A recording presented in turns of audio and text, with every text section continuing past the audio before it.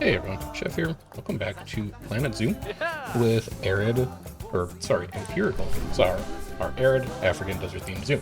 We have quite a bit to get through today. We want to do all of our final decorating for the Arid Sahara section of the zoo, which we're hoping to have completed today, and that is going to entail a couple things. First of all, I have reworked the sandcat habitat. Pray that I don't rework it further. We now just have a flat cage, and I moved this back wall way up. So it looks a little smaller now. It's a little more contained. I think it looks busier in here, which is nice. And we also were able to cut down this back wall, so it's not nearly as tall.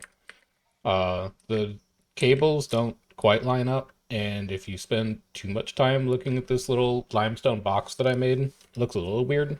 But as long as you don't spend too much time on it, it's fine.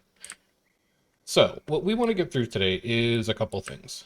First of all, I want to do a little bit of extra detailing in the front. I want to put together a little section of like rockwork and plant work here, finish this wall, extend it around to the building so this joins up into a coherent scenery section. Work on the entire back of this path. This is where we're going to put in some education boxes, we're going to put in some sunshades, a bunch of different detailing there. Finish this plaza up, which realistically, I think I'm just going to copy the buildings that I made over here, and I'm going to move them to over here. There's not really any need to reinvent the wheel here. We can just take stuff that we've done already. Finish all of the staff area, which, again, I think we're just going to put together some real quick buildings. We're not going to do anything super fancy here. That's all going to be backstage scenery anyway. It's not something that needs to look super nice. It's not a place that guests are really ever going to be able to see directly. And then if there's still time, I want to take care of the interiors for the Sandcat house and the interior for the Fennec Fox house. They are looking a little plain currently, and I want to touch them up a little bit. So, without any further ado, let's get started on that. I have been working a bit in the background, which is why we're all the way up to January 14th. I think the Sandcat habitat took me like 3 or 4 hours, which I did across multiple sessions, and every time you reload, it starts on paused, so, you know, obviously time is going to advance a little bit there. There's only so much you can do. But we have a ton to get through, so let's get to work.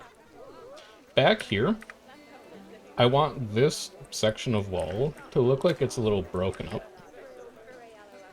Like it's even more degraded than this wall over here.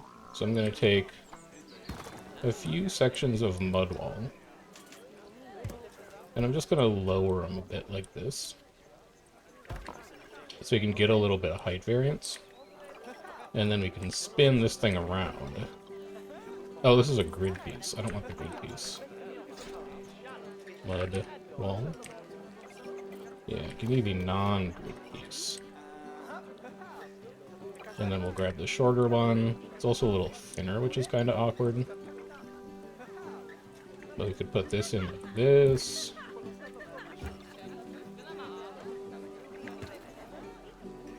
We can just make it look a little jagged and a little beat up.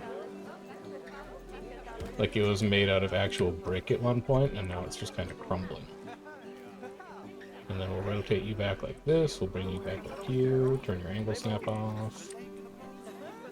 We're going to turn it in just a little bit. We're going to have it join up with the concessions building.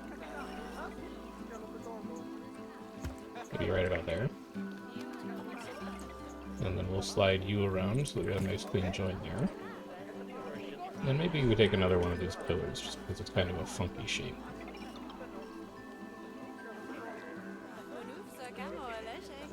Like this used to be a window, perhaps. And then we grab this whole thing and just move it over a little. Like, nothing super complicated. So let's sink you into the ground. Nothing super complicated. I just want it to look a little banged up back here. Maybe take a couple more of these. And just stick them on top. A little bit of this. Some of this. Some of that. And then grab some green grass. Any random rotation. Sink it into the ground a bit. We can't go crazy with green grass over here. We want it to look a little arid. We're just going to add a little bit. And then we'll maybe add just a little bit of aloe vera as well. Something that promotes a little bit of visual intrigue back here.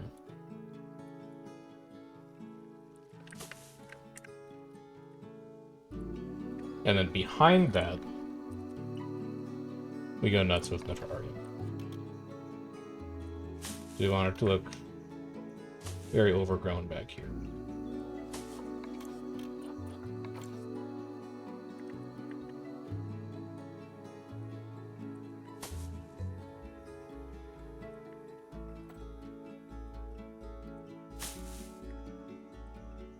I don't mind that. It just makes this little section of the zoo feel a bit more complete. And then I want to grab a very small portion of my reduce block trim path here. Like just that much. And I'm not going to line it completely, but I am going to put a couple small sections of it. Because again, I want this back section to look a little neglected, a little rundown. And kind of have it turn off like that.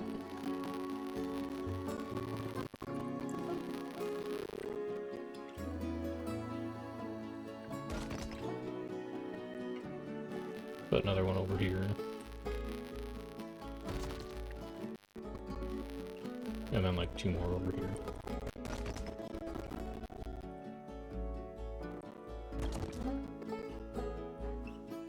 Yeah, so this was kind of beat up back there.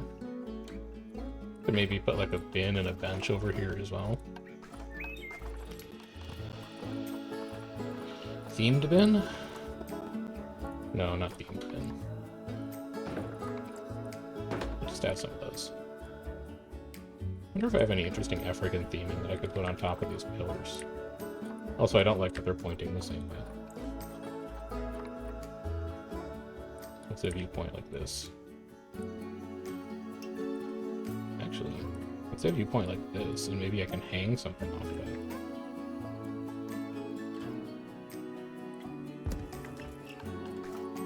Show me Africa theme. It's like a small decoration to hang off of this thing. Nothing super fancy.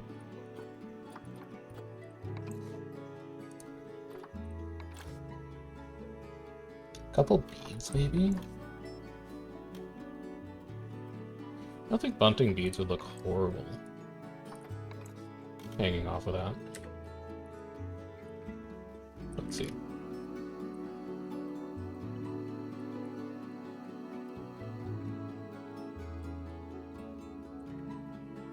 You know, that'll do. I think that'll do just fine. I can move you up just a little bit. So they're not exactly at the same level. And then we'll add one more here in the back. Does it have a point? Nah, not really. But again, I just want to have something on these. So that they... What happened to you? So that they look like they're contributing something. What? What did... Oh, you know what? You have random rotation. That's fine.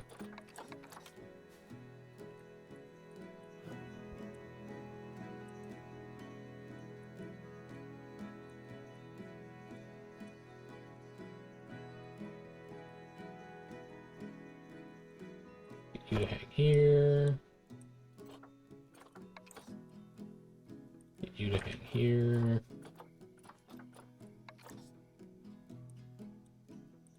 Get you to hang. Sure. And then around the back of this path, I really don't want to continue with this stonework. I think it's going to take way too much time to place. So I'm going to run it out to the bench. And then we're going to have to turn it into something else. For my own sanity. Excuse me. You should not be angle snapping right now. There we go. And I think what I would like to do... I want it to look a little natural in the back here. I might do a ton of rocks. Like, an enormous amount of rocks. So sort me by price descending, because I want the giant boy. Yeah, this one. Do not align to surface. Do not actually do any of these things and random rotate me. So I want it to come all the way back so that it is flush with the sand dune. So about like this. And then we'll gradually sweep this back. This is going to cost you a fortune. Yeah, I'm aware. We'll gradually sweep this back so that it joins up with the bathroom.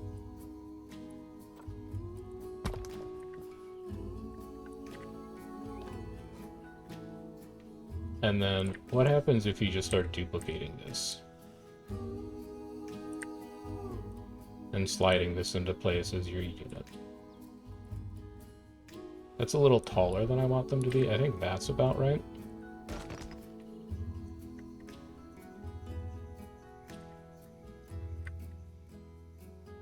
And then there's going to be a second layer behind them. Actually, it's not going to be that expensive. It's only 120 bucks a placement.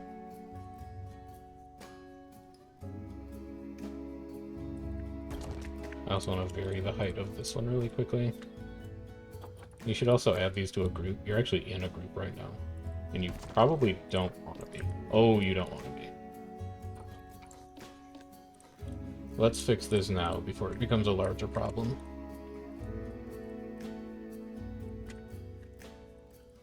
Split all this from a group.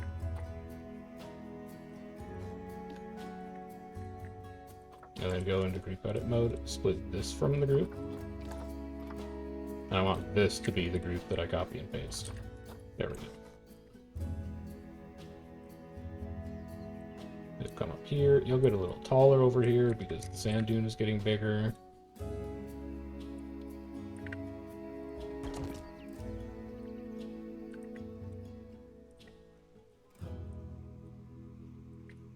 You can come back down a bit.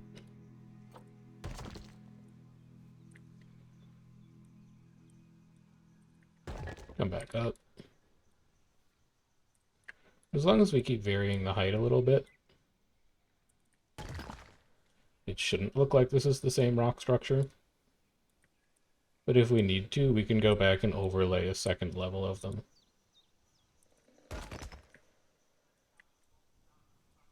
We'll find out when we're done placing.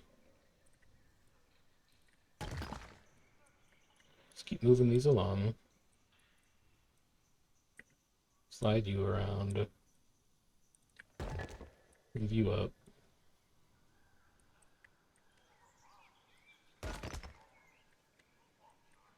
And then this is our corner that we're now turning into the food court section. So this is going to be the end of this wall. And again, we'll make it look like it terminates behind the bathroom. We'll have a nice little patch for some scenery here.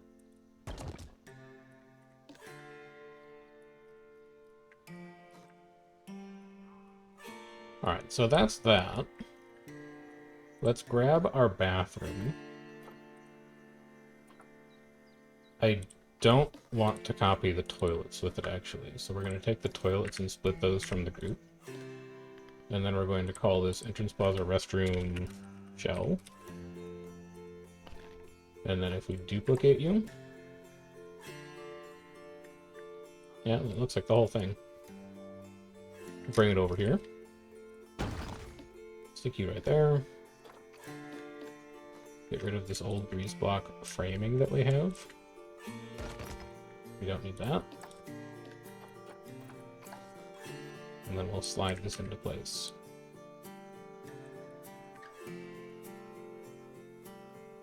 Don't immediately know how we're going to get it to be perfectly straight, but I'm sure we'll figure something out. Oh, I guess you can just use that to line it up. I mean, it looks like you've gotten it in one. No, you're just a little off.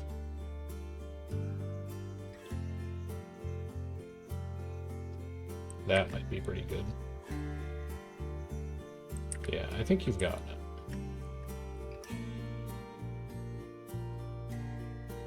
And then this would line up right about here.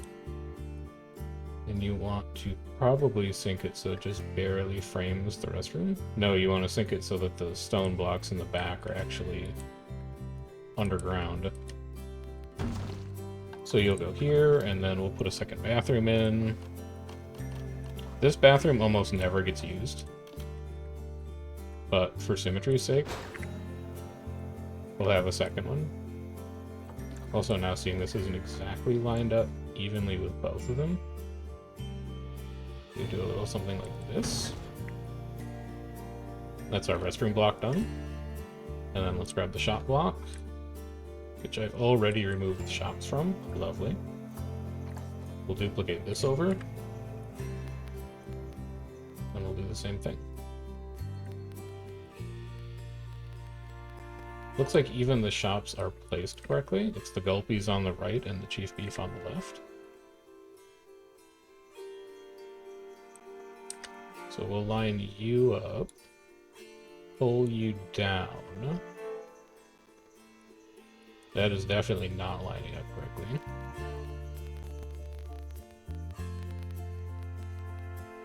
That looks pretty good. That looks even better.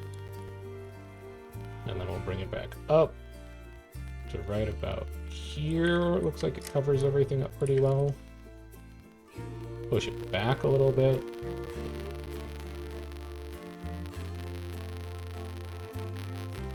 Needs to be slid over just a tiny bit.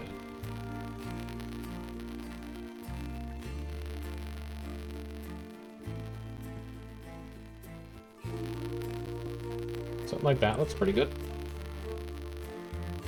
I don't know if I've gotten it exactly, but it's pretty close. So we'll put that into place.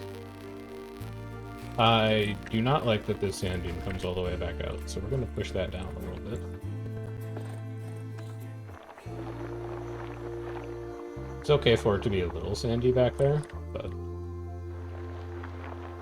not like coming over the top of the roof sandy.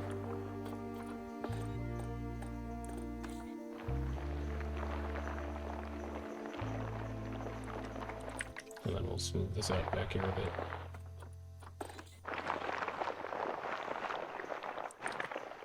I think that's an acceptable level of sand. There's a couple sand dunes in the back. It's fine.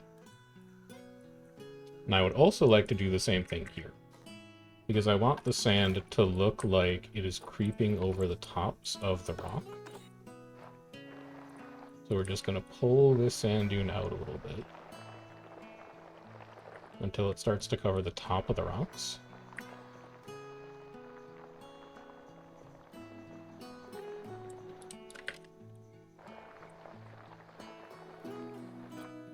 You could maybe go a little stronger. Yeah, there you go.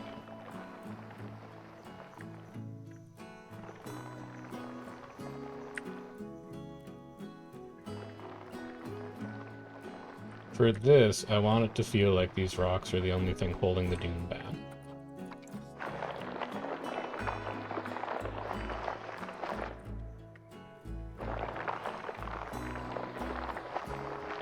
And I wonder if I can even pull it enough that I can get some of it to look like it's coming through the rock. I can't. It's too close to the path. That's fine. That's okay.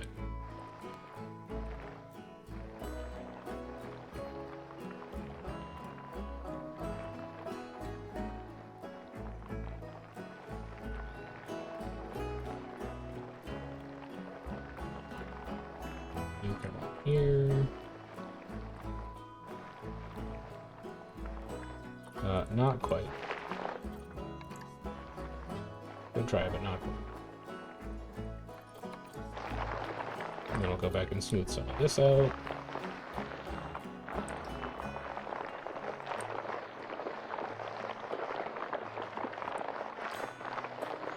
Then I want a second set of rock to use as like a space filler at the top and at the bottom. So it isn't just this one rock that we've copied and pasted a ton of times. So here, sort me by price ascending. We're going to have this one be a mix of both red rock and brown rock.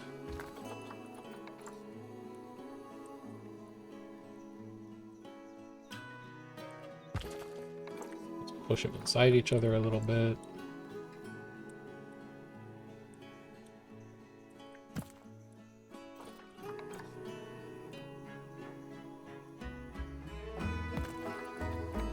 Way too big. Way too big. Way too big.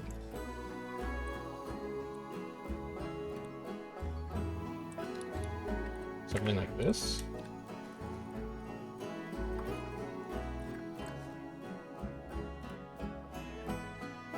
You're going to go about here. We're going to add you to a group. Start duplicating and advanced moving you.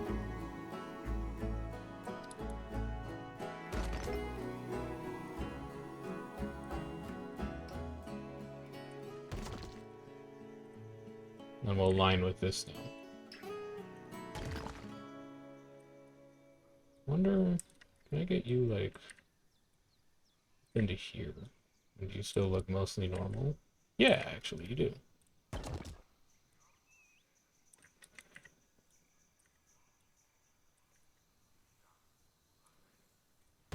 I really like how this is coming out. So I want this to just look like a big jumble of rocks against the back. And then we'll bring it down a bit. I want to leave a few open spaces. And that's where we're going to put some info boards.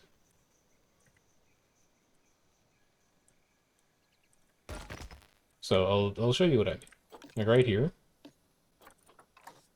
Move you. Rotate these rocks a little bit so you have a flatter surface. Maybe a little bit like that. And then we'll go into facilities, media devices. I want a few of these conservation education boards. And I can set them up against the rock like this.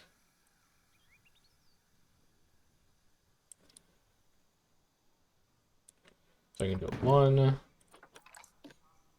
Don't need to random rotate.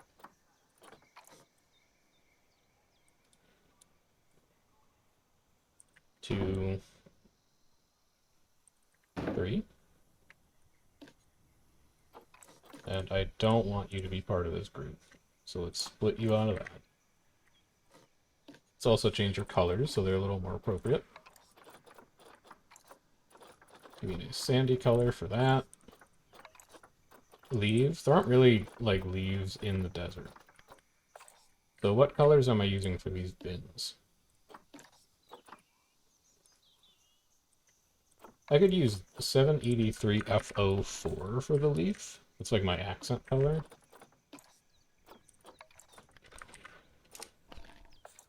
Oh, I like that. Yeah, yeah. Alright, so base is this. Base trim is this. Base is this. Leaves trim is this. Double check to make sure these are actually... Yeah, they're not in range of power. How close do you have to get them to power?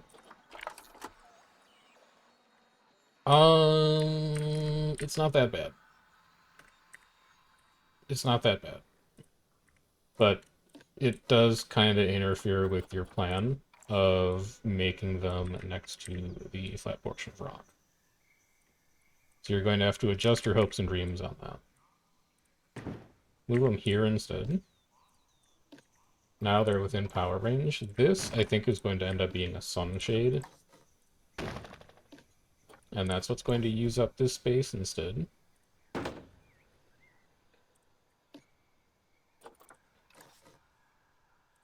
Space your benches out a bit more, too. And then come in here. We don't need the rocks underneath these.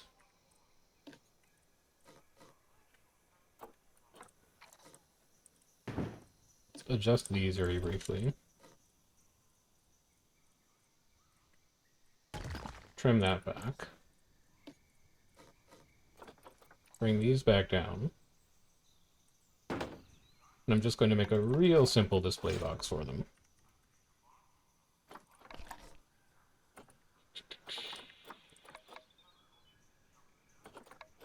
There we go. That's what I was looking for. And again, this will be a display box that we can reuse in a couple different places around the zoo. Bring you up to about here and about here. Maybe the 1x1 piece.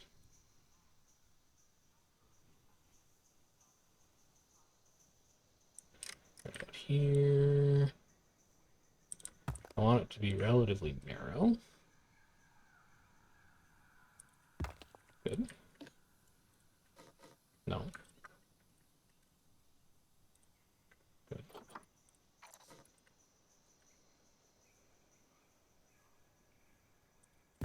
Slide that back to there. And then when we raise this up, I want it to be classroom. Not African, please. Thank you.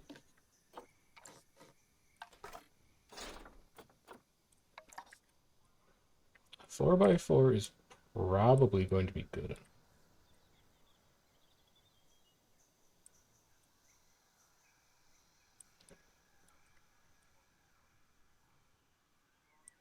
Yeah, a 4x4 is definitely good enough.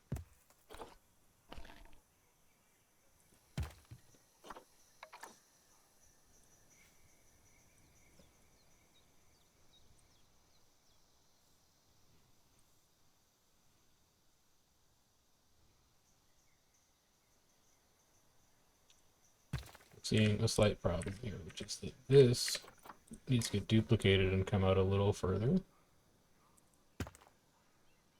in order for this to actually be trim around the base of the plaster like I want it to be.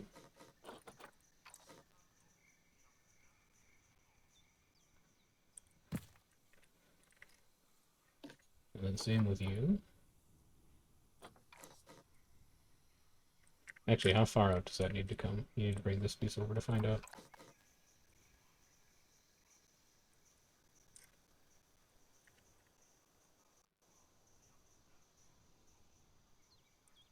About like that.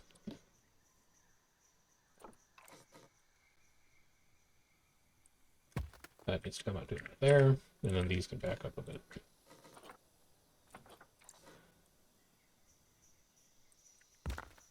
There you go. Then this thing is going to come along the top.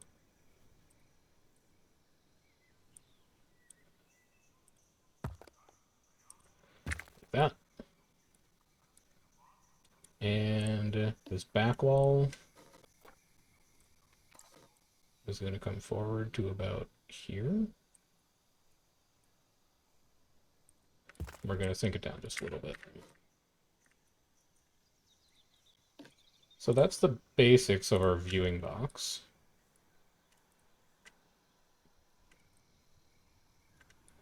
I don't know what I'm selecting anymore. You. And then you. Did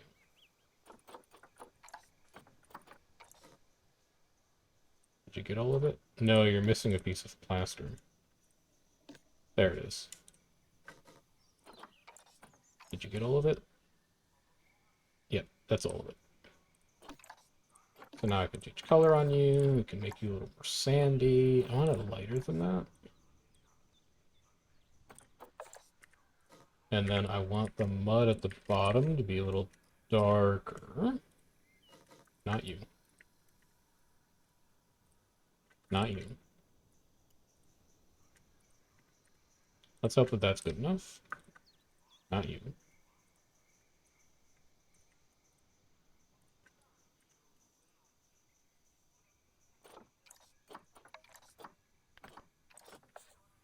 We like that darker brown. We'll put a couple pieces of accent wood on this. Painted thin beam, please.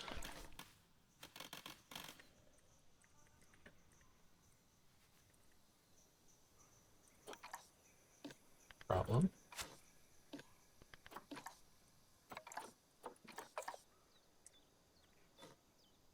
There you go. Thin painted beam.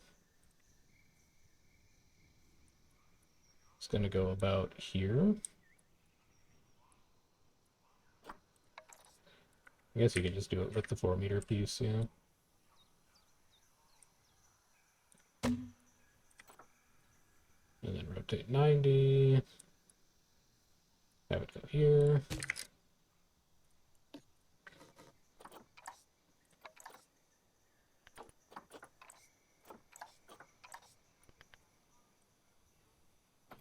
What is my usual wood color? It's this dark wood. You paint that dark wood, or is it the normal wood? No, that's painted. 783 FO4.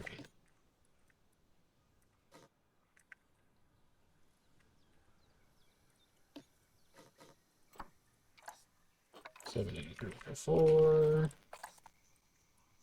This is not going to like getting duplicated, but I'm going to do it anyway. It's because we rotated one of these pieces 90 degrees, so it's just trying to average between those two, but we can still work with that, and we can still line it up, and it's fine.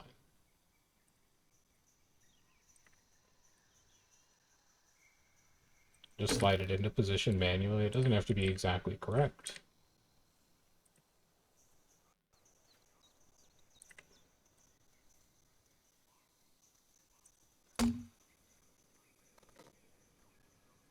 I think I'll also have that go across the top, maybe?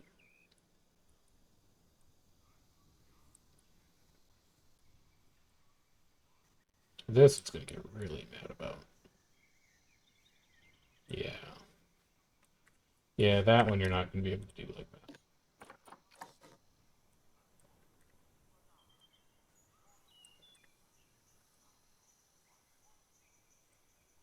We'll just have one board running across the top like this.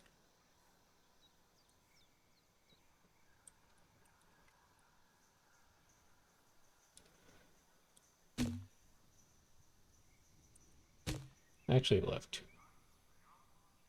No, that looks weird. We'll have one.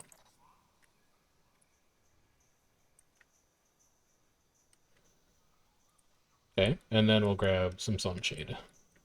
I want a square sunshade for this. Do I have a good square sunshade built already? No, you've only used triangle. Okay. Shade.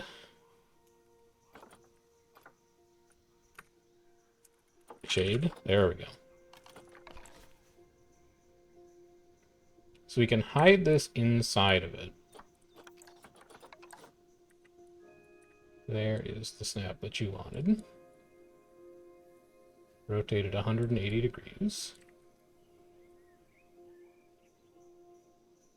Move it to about here. Pull it down so it's just barely coming out the top.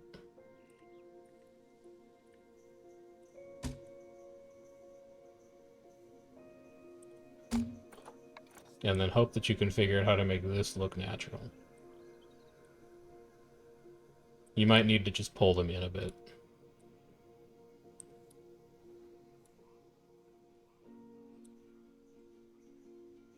Yeah, I think you're going to need to pull them in.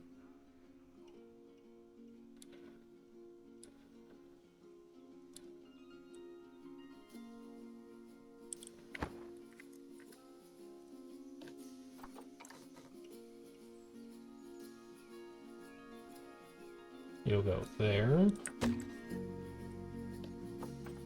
You'll go here. And then this gets raised up a little bit. And pulled out a little bit. And then you need to figure out how you're going to connect it at the other end. Because currently this looks a little unnatural. I don't just want to put 2 more sunshade poles in the middle of this thing. So what I might do is grab these guys, duplicate them, pull them back, pull them way up, maybe not way up, but like a little bit up. And then, what's the thinnest rope that I have? Oh, the bunting rope is perfect for this, actually. Do not angle snap that, though.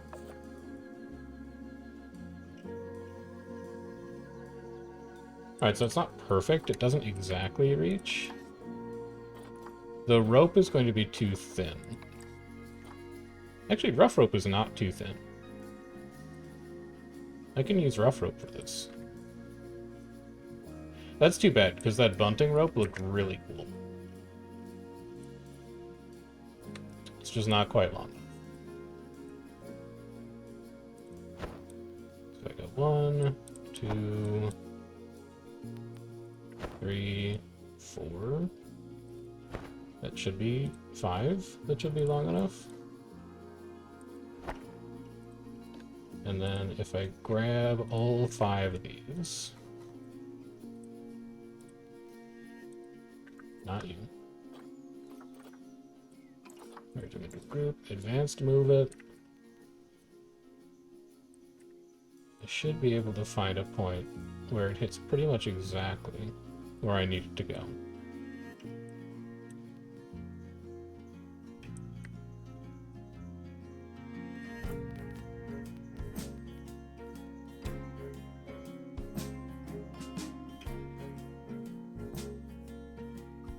I think it's right about there.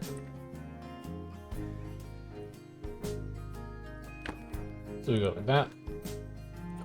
We shorten up this bit of rope at the end.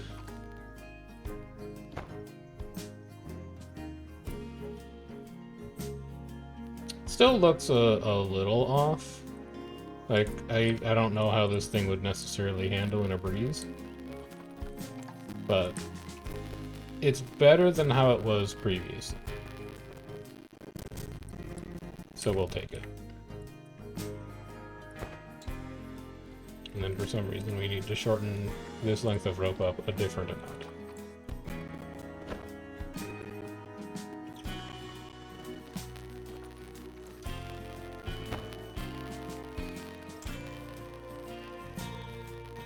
You know what? I still don't like it.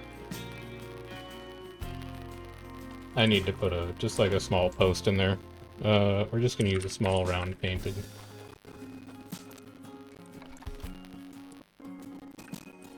We'll stick it on top of you. And yes, guests are going to look like they clip through this thing sometimes. But we're just gonna have to live with that.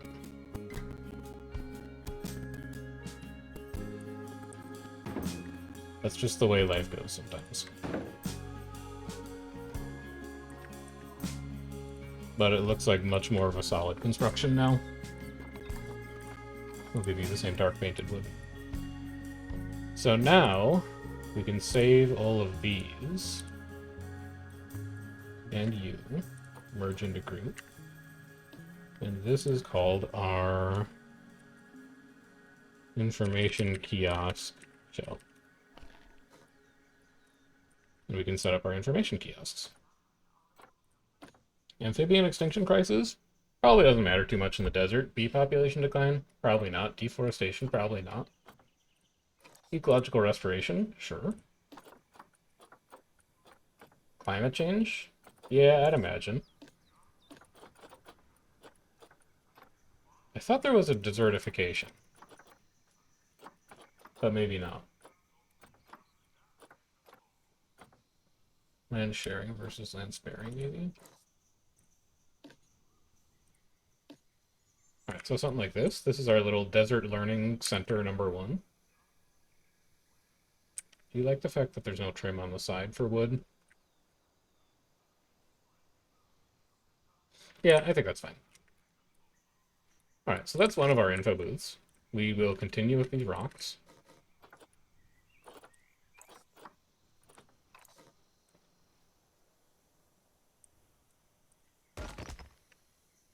Working our way down to the other side of the desert path. You can go here. You can go about here, let's say.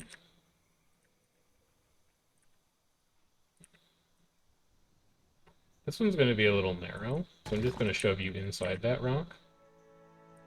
You also are going to be a little narrow. You also are going to be a little narrow.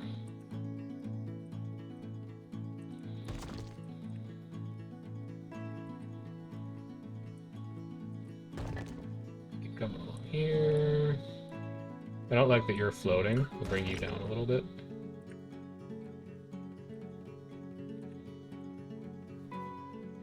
The back looks horrible, so let's not use that. You can also keep this running for a bit. Please don't ankle snap.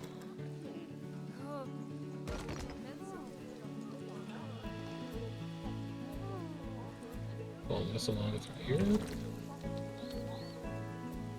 Here we can do 2 layers of it, maybe. We'll have one in front that's very low, and then we'll have one more that comes back. That steps up a bit, and then we'll just offset it.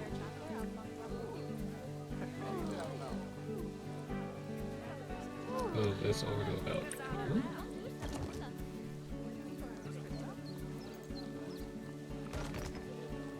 And then run this along the back towards the bathrooms. Also, while you're over here, you need to add the second bathroom that you placed into the back guest services workroom. Make sure you don't forget to do that. No, not mechanic research, staff. Work zones. Arid Sahara guest services? Yeah, that's the one. There you go. And now that you're done with that,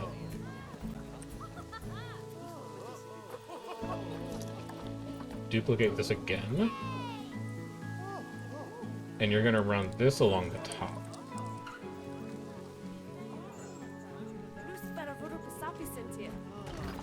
You're not going to need to put it everywhere, but I do want it to look like it's just a little space filler up here.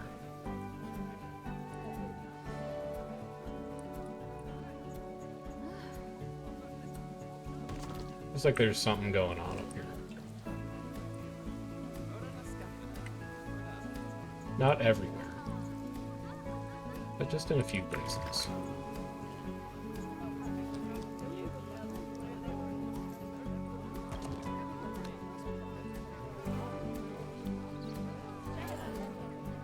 Yeah. It's a little bit of a mountainous desert, but I just don't think that the base sand terrain really looks that good. So I don't want to leave it exposed in many places if I can get away with it.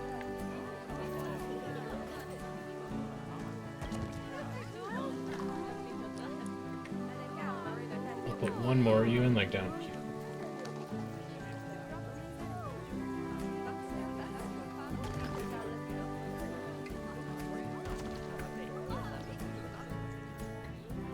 And then this spot here, I think I do continue with our stone brick aesthetic.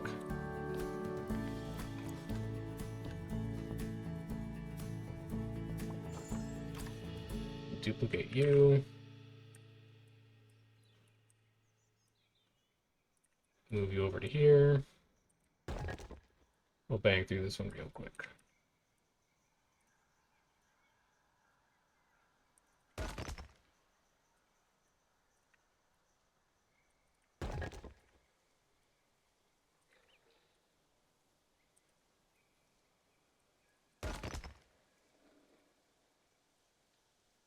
I'll come worry about making that join look nicer. Oh, you come down quite a ways, huh? Yeah, you do.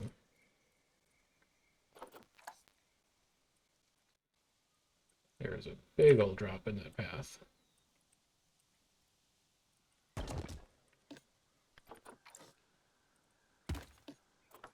That's fine, we can work with that.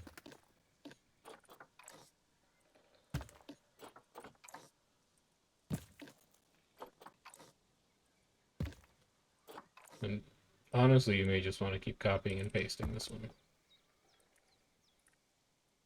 because it's going to keep going down for the rest of this.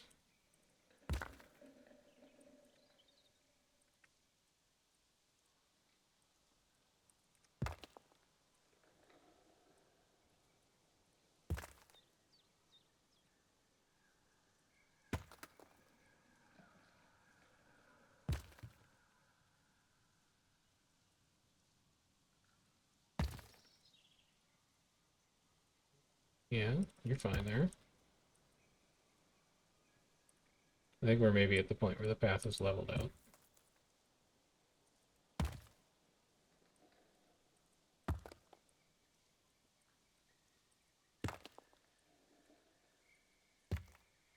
There you go. And then we'll clean this section up.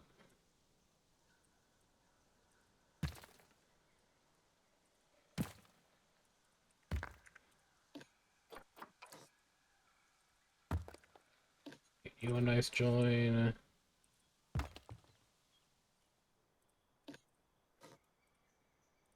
Have you turn this corner.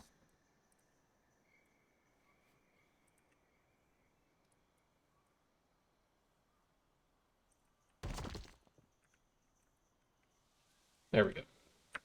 We'll still have to do a little bit with this section back here, and I'll probably just I'll continue this like same rock wall look. Actually, let's just do it now. Grab you.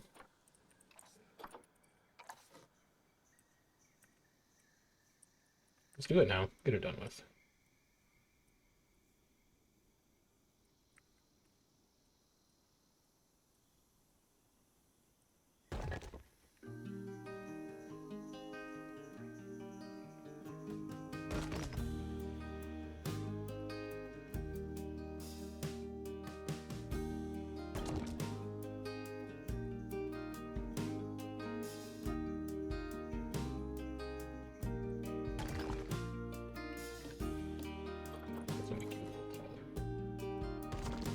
And then maybe make you a little shorter. Pull up the sand behind it.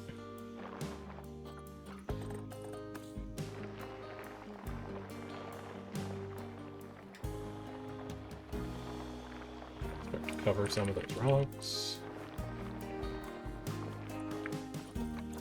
Smooth it. It's looking a little too aggressive. I don't hate that, actually.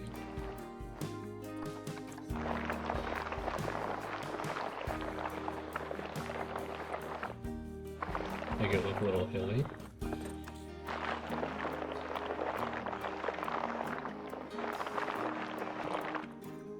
And then we also need to change that terrain.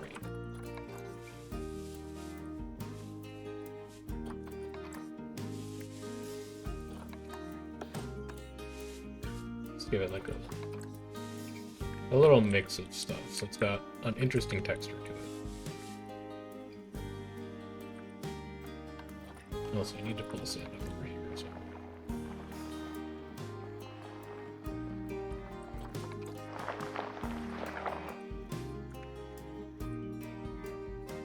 Okay.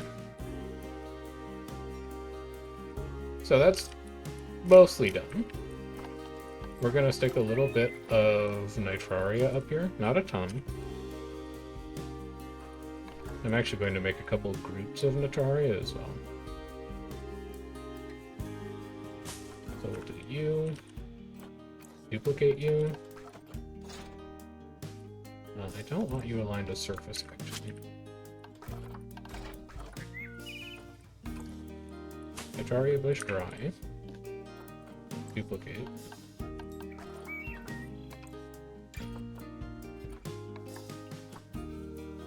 Oh, 5 is a little too small. Oh, 4 is definitely too small. Oh, 2 is a little too big, then. Maybe if I sink you into the ground. And then I turn you into a group. And I want you to just poke out at the top of this. And also, can you random rotate me for that?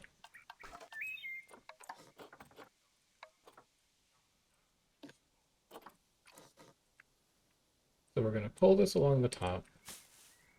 Make sure it's just barely peeking out in a couple places.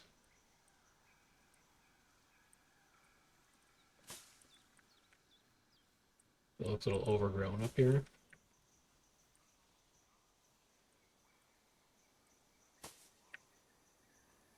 Yeah, but notice that you're not actually random rotating right now. That's fine. It's doing its job.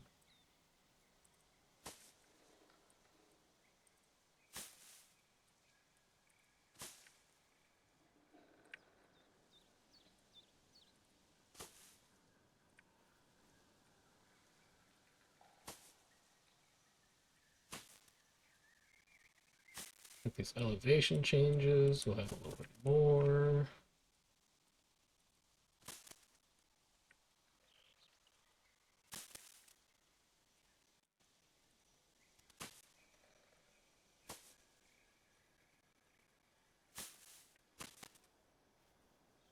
And then we'll also pull it down to ground level. We'll have it poking out of some of the rocks down here too.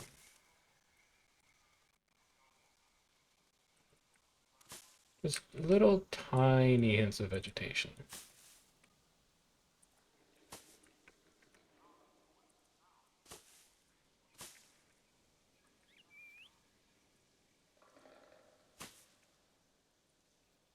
Mere suggestions of vegetation.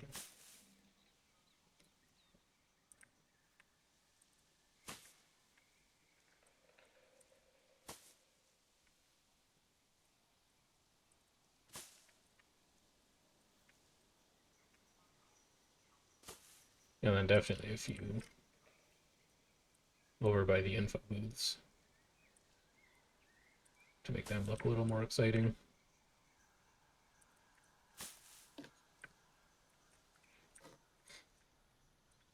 I really like how this is coming along.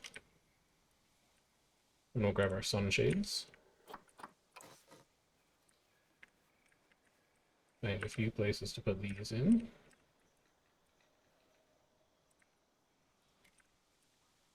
Good thing they saved this blueprint.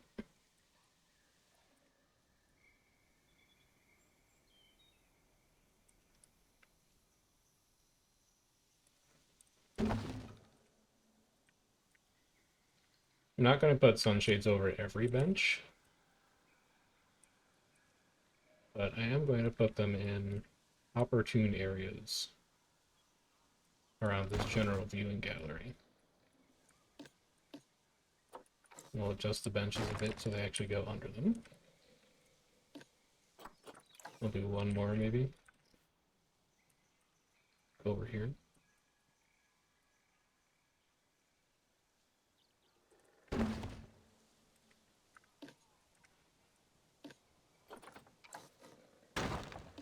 So they're not going to be in shade all the time.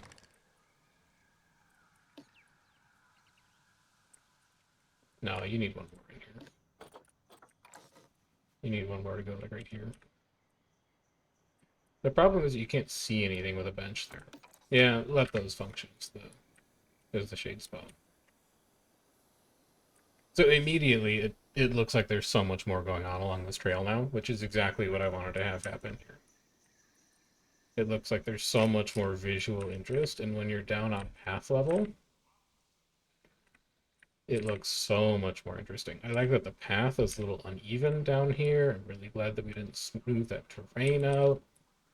There's just so much interesting visual noise going on in the back section of this now, and I really like it.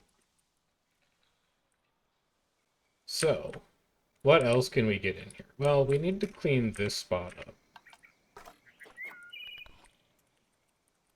Give me a bit of drin grass. Do not align to surface, because this is going to be a very tilted section of grass. Otherwise.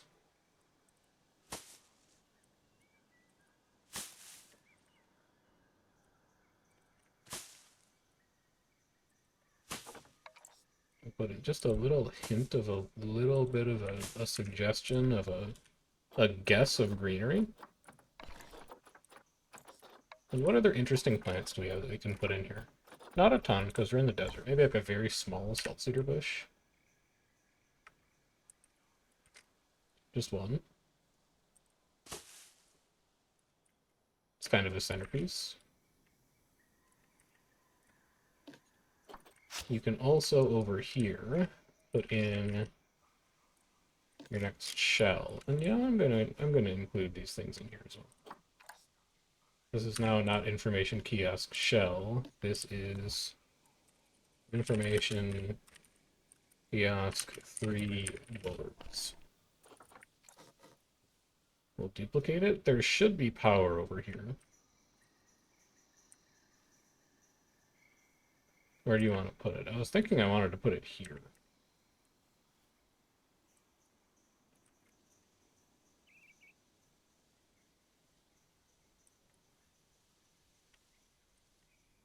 But then I don't like that this is just a blank wall facing into the courtyard. You want to put it there. Actually, this is where you want it to go. Get rid of those. Have it live next to the sandcats.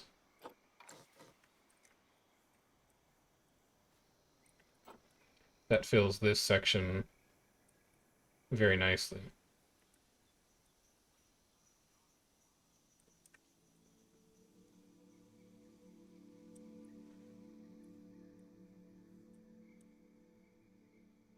Oh, you don't have the...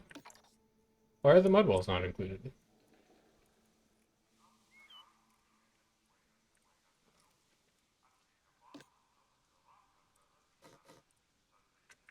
You want to bring the mud walls with it. Are the boards also not included?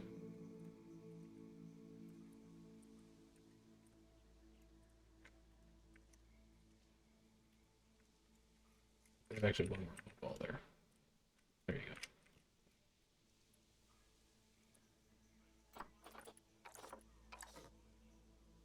Yeah, the boards aren't included either. Alright, you're gonna have to do this then. You've screwed this all up.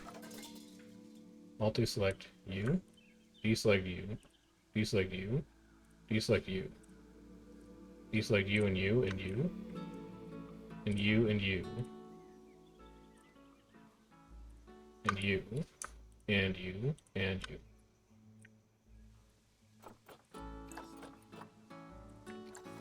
There you go. Now you got the whole thing.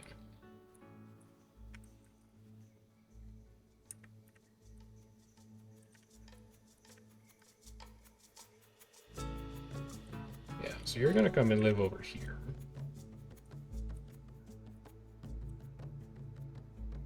Next to the Sandcat Dome.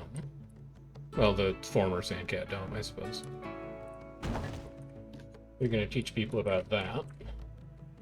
And then we probably have one more spot to put one like over here.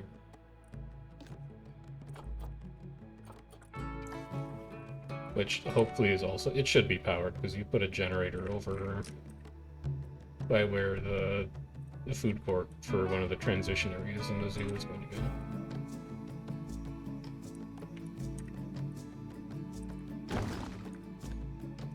Yeah. So now we've got 3 learning stations that are all spread relatively equidistant across the zoo. We need to fill this area.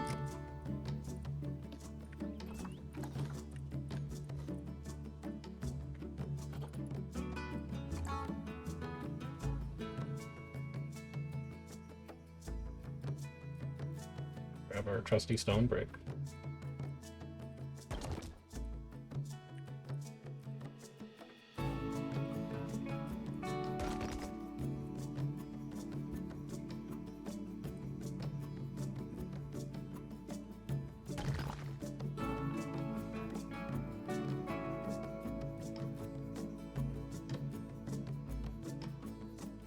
Get it to snake along the path here.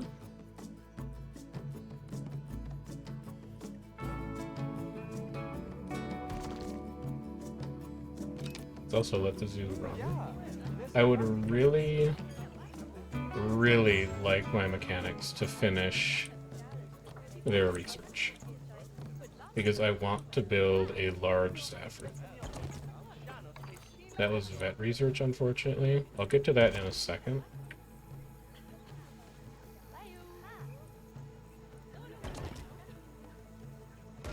As soon as I'm done with this.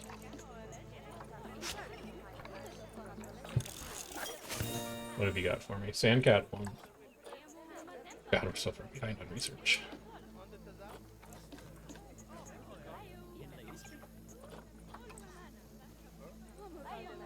At least we're making progress. Slow progress is still progress.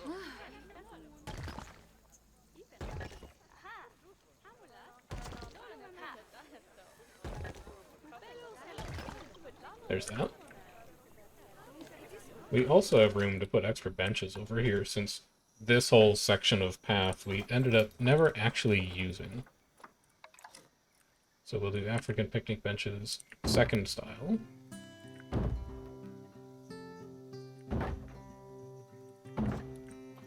And then along this back wall, we can do a little bit of trash, a little bit of recycling. Give people places to throw stuff out. Actually, you should move it over here.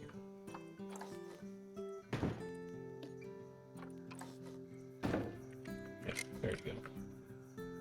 I don't love this thing. I'm not sure what to do with it. We could plant like a big tree there, maybe. Is now the right time for a second doom palm? No, it's too tall relative to the other trees that are here already. Hey, you're like the perfect size. I want to grab the planter that we made at the entrance. This thing. Duplicate this over.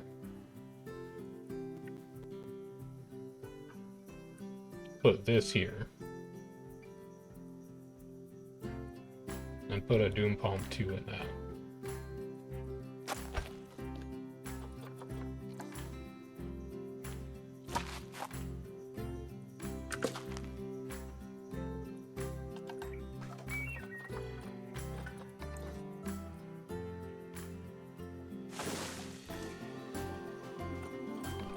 And then a little bit of a sampling of green grass as well.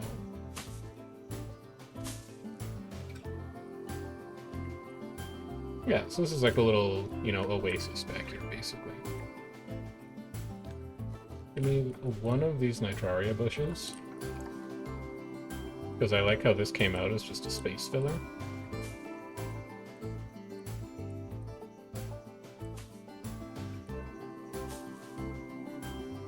I think we're going to use that a lot more soon.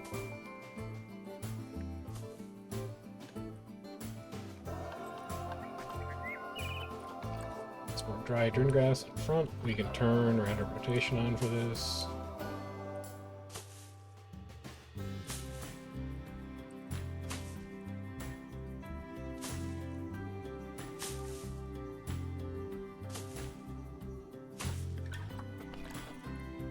Other plant options. Dragon's blood tree? No, you could get a couple frankincense trees back here though. The dragon's blood tree is just too green. It's too green for me to be interested in using. Whereas the frankincense tree, on the other hand, it looks gnarled. And I like that aesthetic. Alright, so I think at this point we can say we're done with this back wall. All of that is good. We finished like this. Maybe I save this for later, because like this plaza also needs to get built out. So I put a community poll up for what section of the zoo should we work on next. And that's basically going to dictate whether we build here, or we wrap like all the way around here, which no matter what, this is probably going to be the last section of the zoo. But regardless of what the community poll says, I'm pretty sure that the Desert Viper is going to go here, and the African penguins are going to go in here somewhere, and then there's going to be food court here, and we'll expand this out a little bit with something else. I don't quite know what yet. But those plans are pretty set in stone, and I'll probably just save those for a later time. I don't think I need to do that today. So the three big tasks that we still have left are, we should figure out a little bit of scening to do here, but it might end up being scening and theming that leads into whatever that section of the zoo ends up being. And we also need to do all of the staff buildings back here. So let's get started on the staff buildings. I want these to be very, very simple. Give me breeze block. We're going to do fully building on grid for them. I should grab window pieces for these, and then I can put my own trim in later.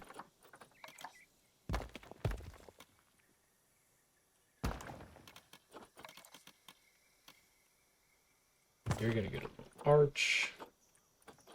You're gonna get a doorway.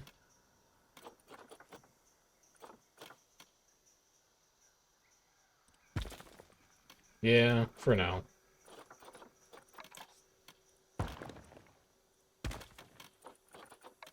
Doorway, doorway, doorway.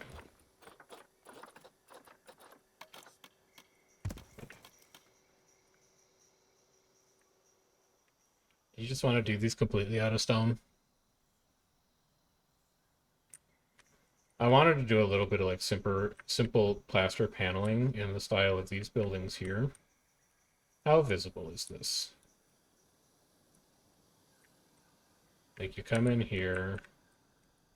Welcome to the zoo.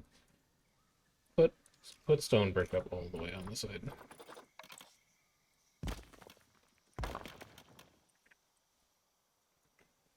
So you come in here. Welcome to the zoo. Pleased to meet you. You can just barely see it.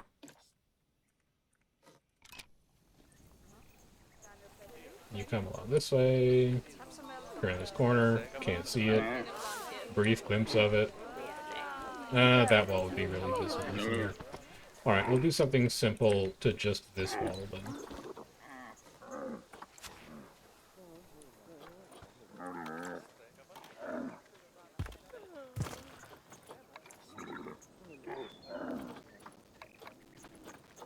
Now you can do all your snaps here.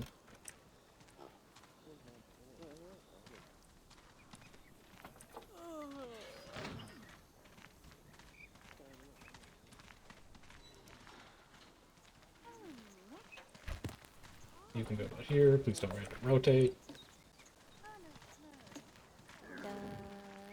Can I get my column back? Thank you.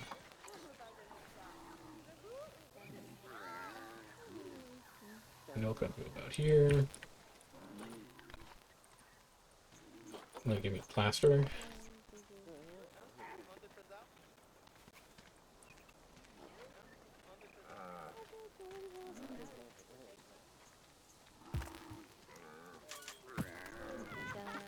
Change the color of your plaster. I do want it to blend in with the breeze block. And then can I get like a nature scene on this? Africa theming. Theme, African. Is this the place for your bead banner?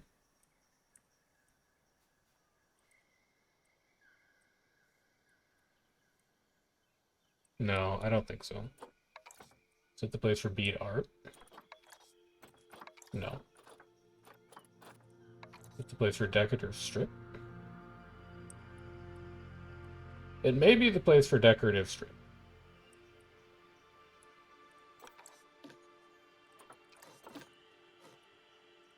What if we slide you further back and we have you be a deeper inset? And then I grab decorative strip. And I sink it in like this.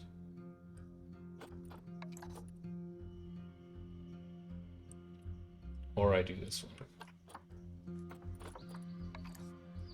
Or I do this one.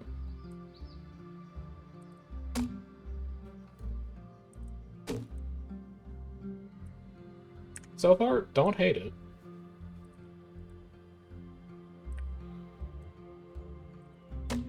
But what happens when you finish the whole thing?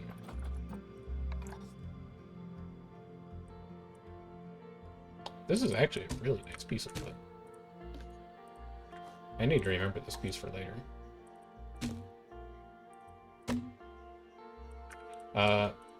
It does not repeat very well, though. We're gonna need to do a bit of rotation for you. You can definitely tell that that is just a repeated piece.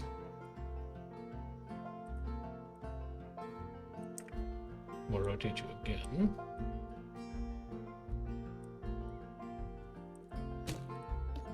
And then if we pull this piece up, now it should not be that.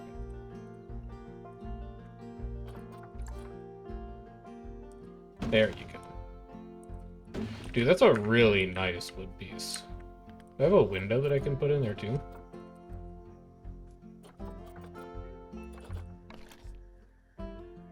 I do.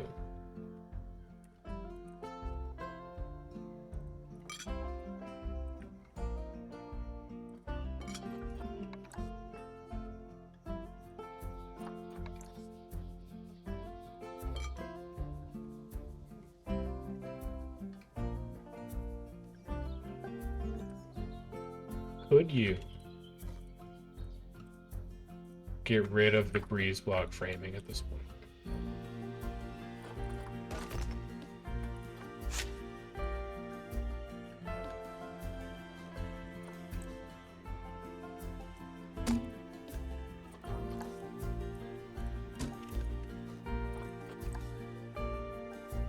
Because this seems good enough to just be a building on its own.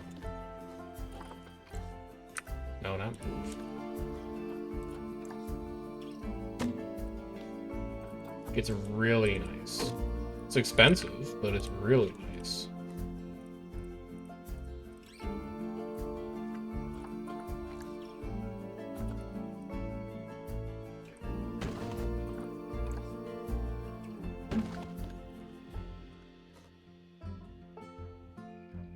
And it looks so rustic too. It's really good. I like it a lot. I don't think I've ever used this piece before. Breeze block trim. Not Africa. 4-meter base. Obviously, we want the building to look like it has a bit of a foundation.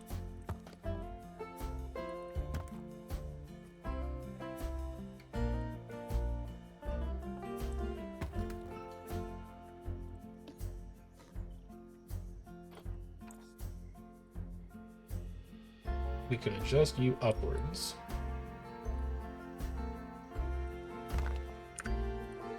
Third piece is superfluous.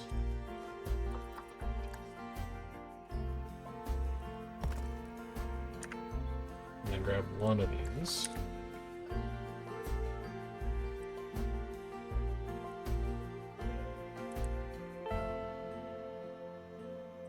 Pull it over to here. Have that be your edge.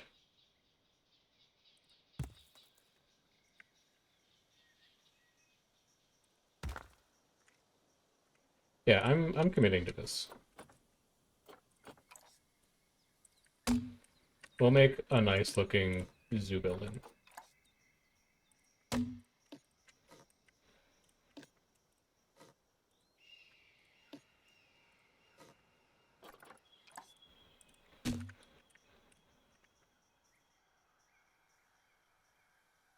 It's gonna cost you so much money though.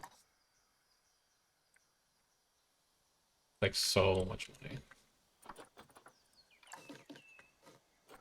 Yeah, oh well. It looks good, and that's what counts. So get rid of all these grid pieces, we don't need them anymore. And then figure out how you can make this modular. I think you would do it like this. Multi-select here. And then...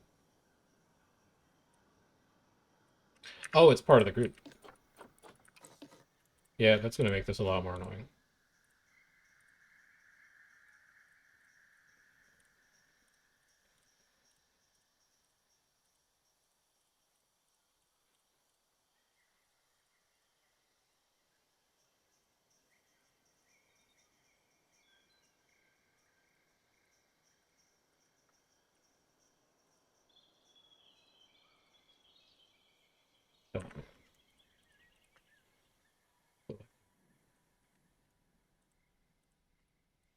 Fine, don't select it. That's good enough. Split. So this is now your wall frame.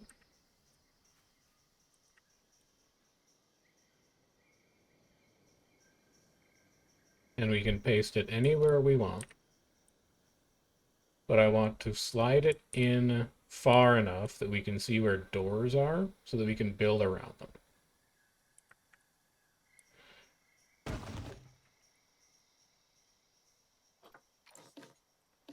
And then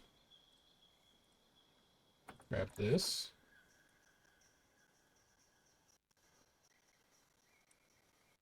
Adjust it in ever so slightly. Adjust this ever so slightly. And adjust this ever so slightly. So now you have this nice clean join. Let's add in our door trim. We'll grab this board.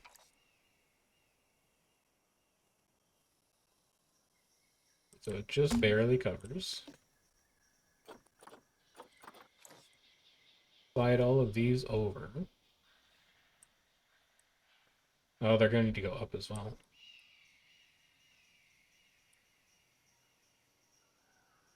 They are.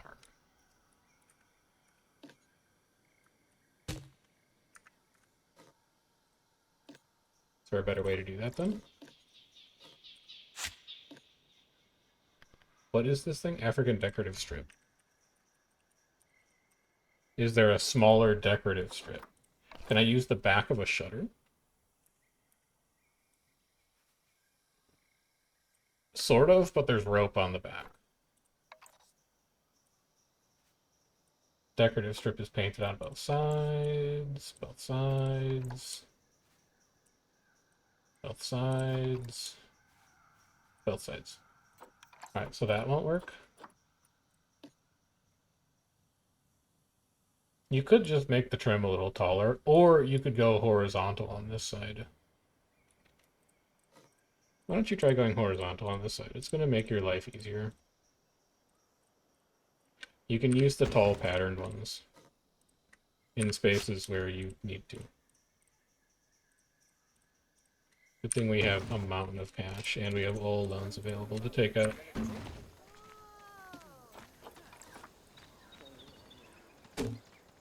Duplicate you?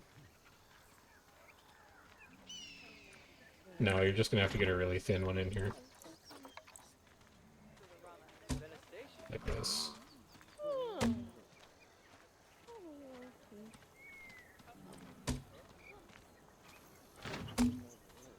No, you should go vertical and just have the roof be a little taller, I think.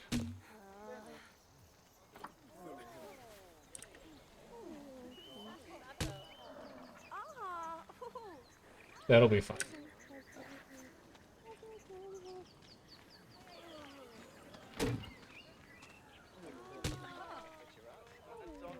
Then you can copy and paste this. Spin it.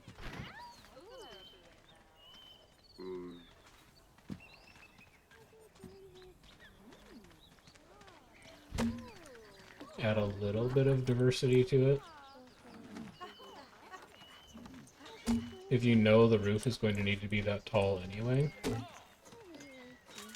then you can at least do something like this to mask where the joins are.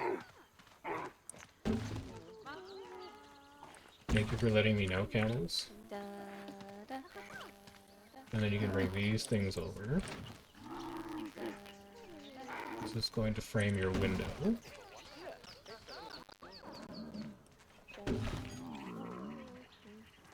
Obviously, you don't need to do anything special at the bottom. Mechanic research is done.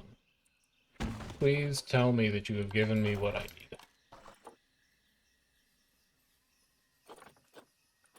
Research center small.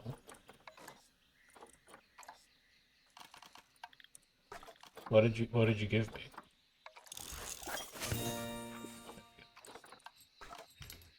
Large staff room. That's huge. Okay, we're gonna keep this one as the small staff room, but this will be getting upgraded to a large staff room.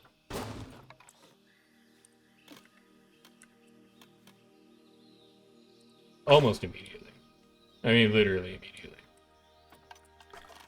Do staff. Workspace. Arid Sahara guest services. You use this staff room now. Arid Sahara Animal Care, you can also use this staff room now, and Entrance Plaza Guest Services, you can also use this staff room.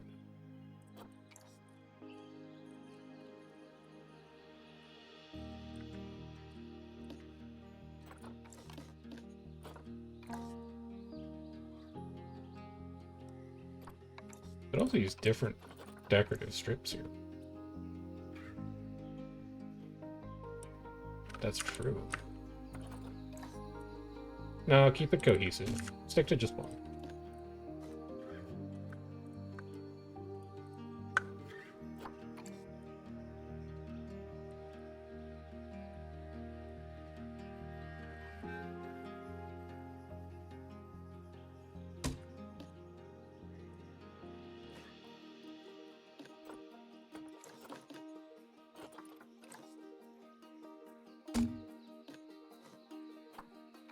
You over.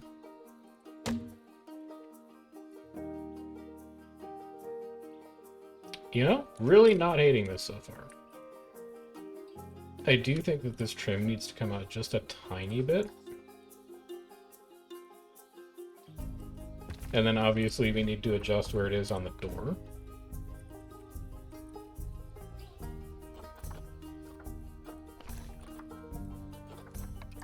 So you sit over here, destroy this,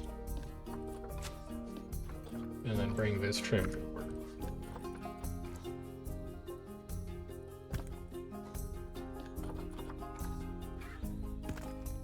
So that it's flush with the door.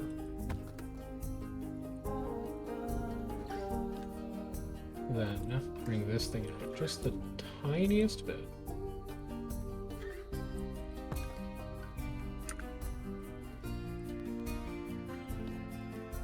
Don't need that piece of trim now.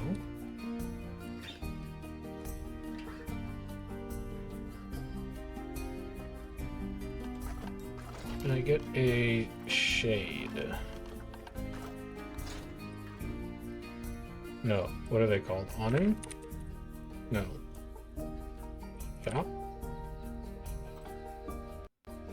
What are these things called? You know what I'm talking about. Wall decoration?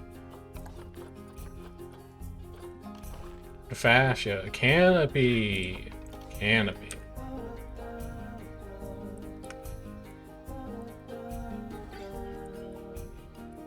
We'll give them little window canopies.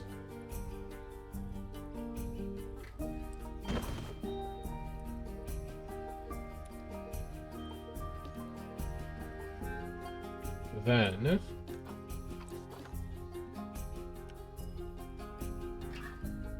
I guess you would just grab a bunch of this stuff in the middle.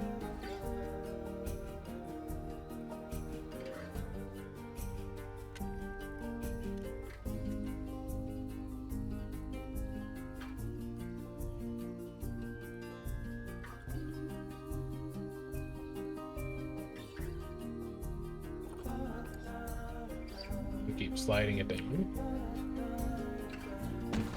We'll adjust around the doors later.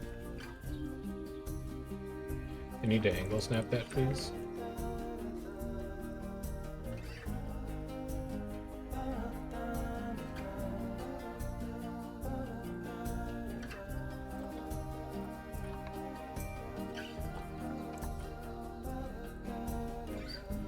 it's starting to look a bit too uniform.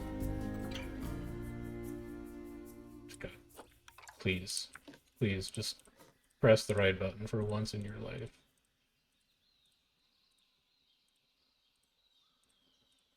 Or, what if you just save this as a group? Staff, building, panel. Just save yourself the work.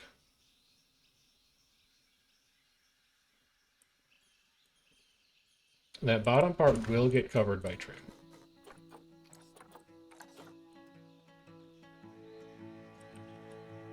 I'm pretty sure, anyway.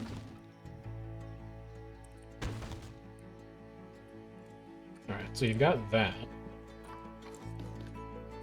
Now, you can bring this trim along. Run it up to where the door is.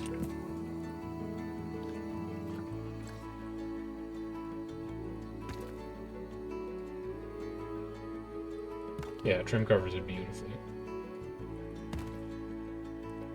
And then like right there.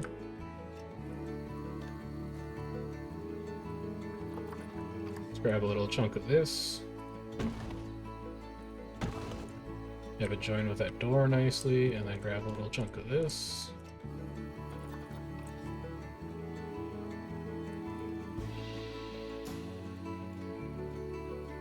Have it cover up that door nicely. Not sure what's gone wrong with this rotation, but that works. Give me a few extra windows.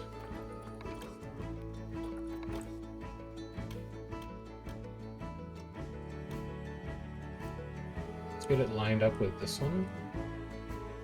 The only purpose of the windows here is because they'll light up at night, and I think that'll...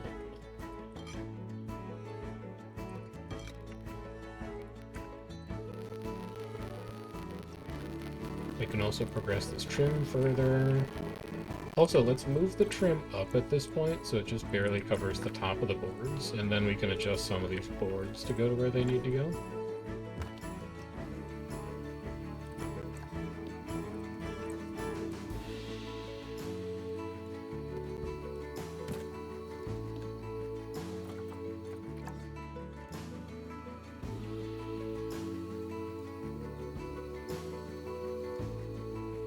So you go to here. Then you need to come up. You, and you will need to come up.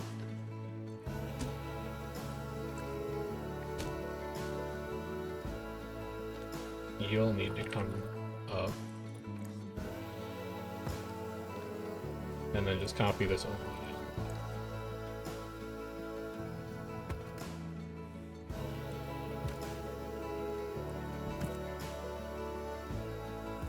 We'll clean up the end of it in a bit.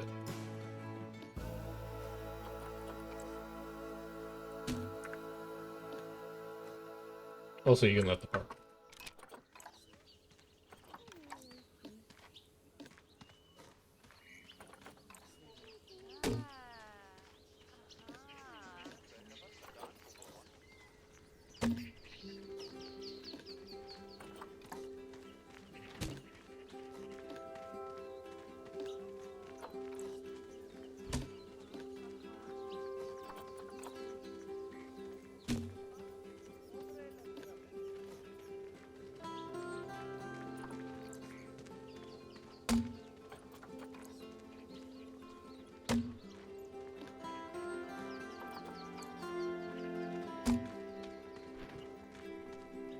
So does this look very deserty?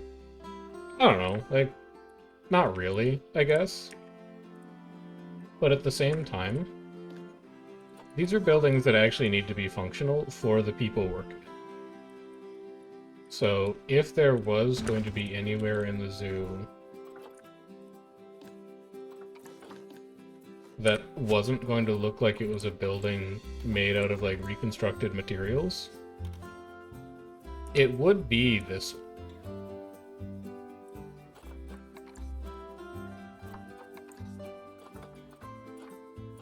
you have any better for me.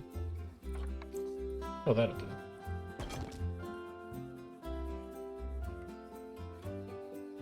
So I think it's okay that this specific building doesn't look very deserty, is what I'm trying to say.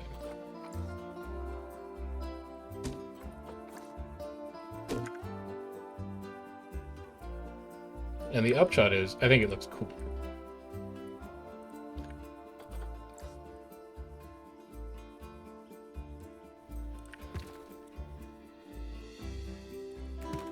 And in some ways, that's all that really matters.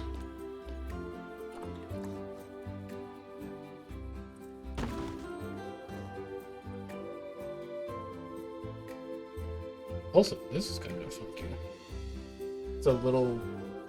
It's a little taller at the top than it is at the back. Gives it kind of like a Western saloon kind of vibe.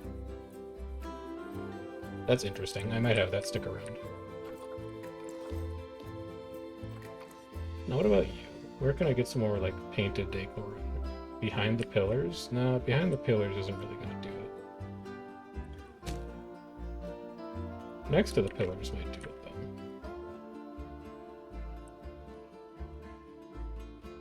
though.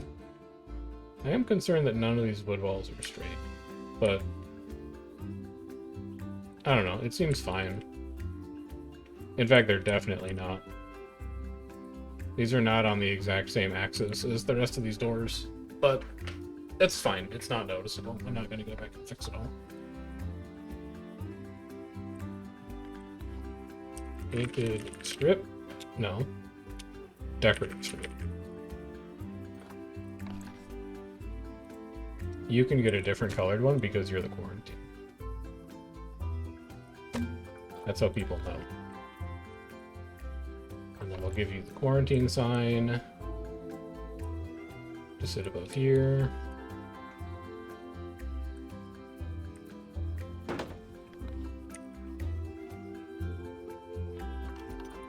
Sign bracket. That would be flush with the wood. One here and one here. And then we can move that.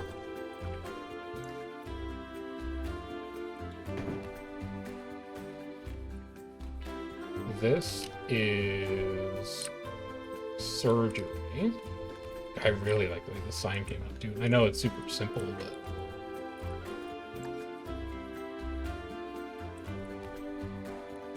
it's super simple, but it's also kind of cool.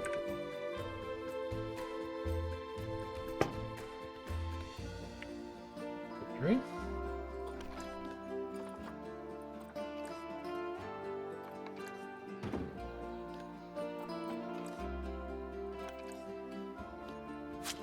Wrong one.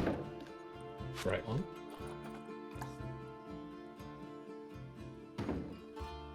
And then the last one should be staff room.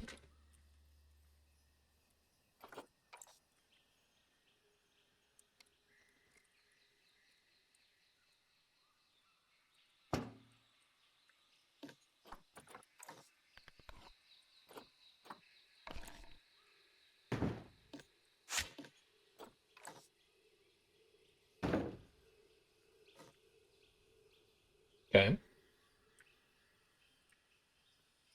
Now we can't just copy and paste directly over here because this site has this weird generator set up. But we can take a portion of our paneling, something like this much, and we can just pull it over to here.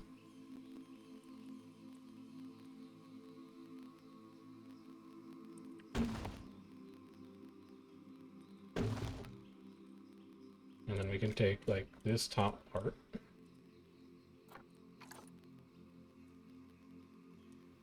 and we can move it on top. We can take our trim from this side and we can see just how bad the lineup mismatch is. Not bad actually. Survivable.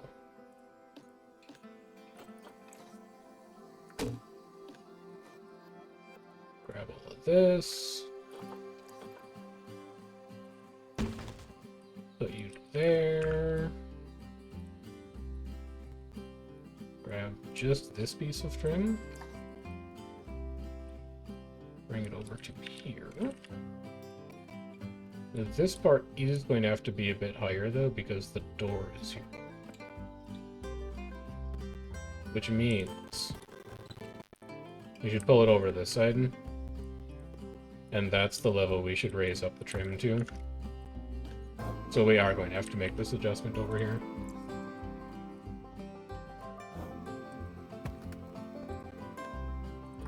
No, not to, okay, just delete it. There we go. Actually, just gonna do single panel here. So you come up to about here. You come up to here.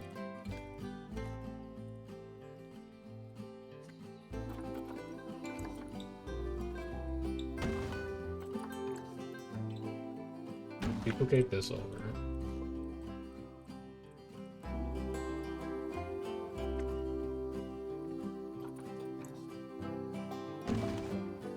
Bring that up.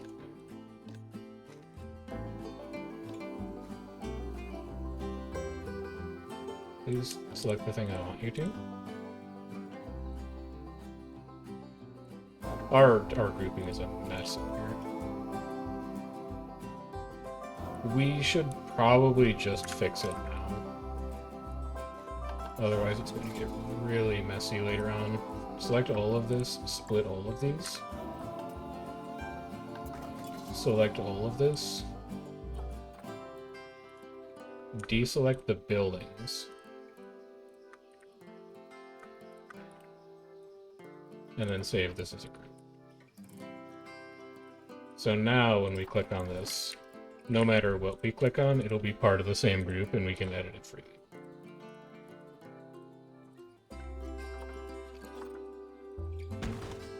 There's that. There's that.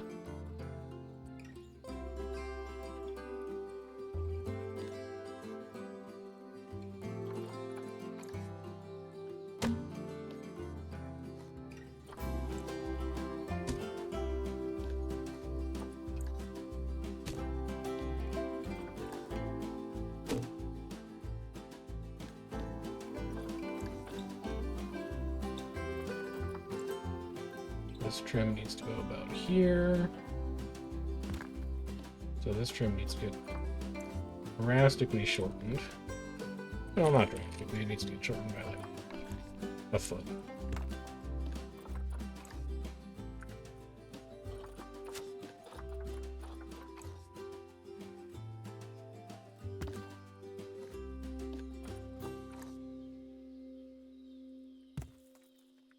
That.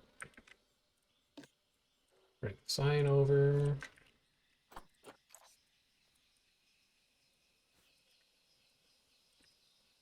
This is Trade Center.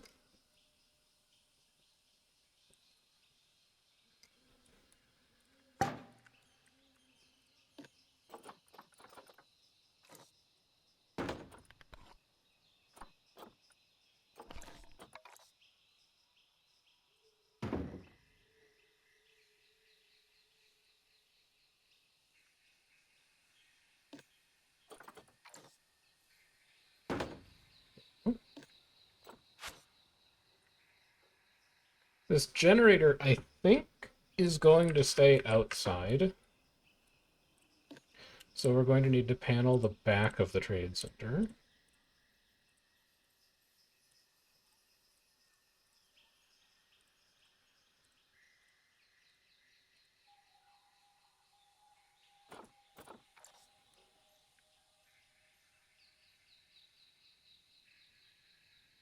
Out to where the trim is.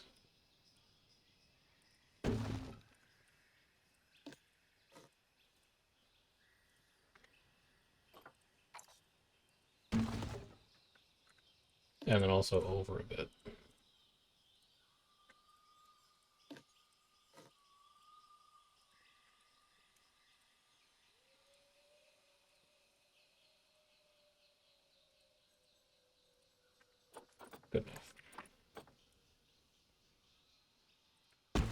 Supposed to have it intersect with that building because I'm not sure how far back it's really going to go. Bring trim over. I guess it's going to go back to about here. Because that's where the railing is. Grab this trim. Back to about here.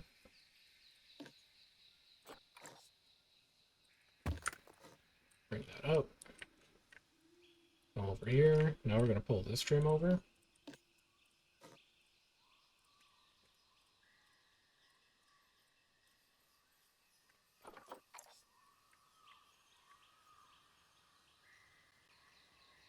You're going to line this wall. We're going to bring you up to where the breeze block is.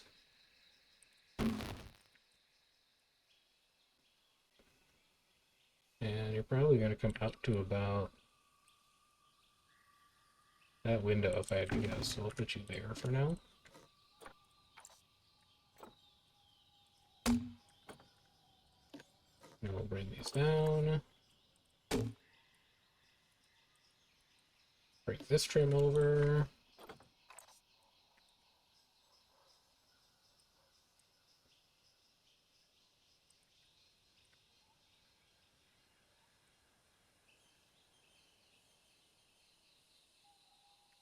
Right about there. And then bring this trim over. To go right about here.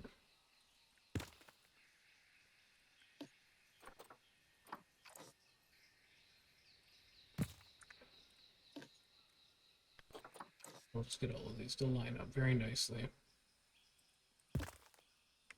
There. So the generator sits kind of outside, and that's fine. Then, we're almost there. If you haven't figured it out already, this is going to have the world's most straightforward roof on it, because I am not building a big complex roof after building a big complex wall. This is our window carve out.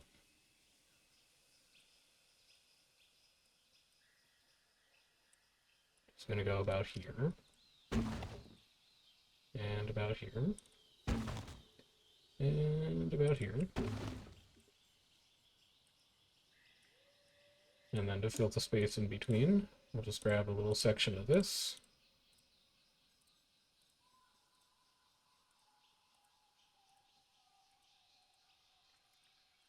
And we'll move it on over. Not you. Not you either. Right, fine, I won't bring you. No, no. I don't know how you selected that board in the first place, but I guess it's coming along now. So get this to line up with what you have already. Right about there.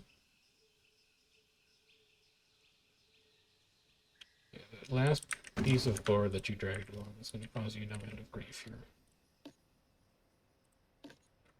I want the board. There it is. Got it. Oh, there's another one in there. And you don't know they're going to look in there. Don't tell anybody that there's board overlap inside the building.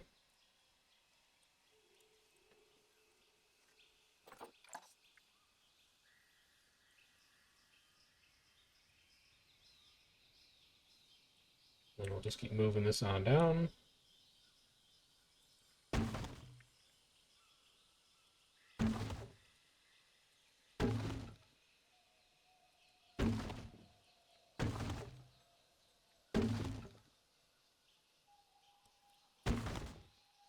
Until you get to here. Bring all of this trim over.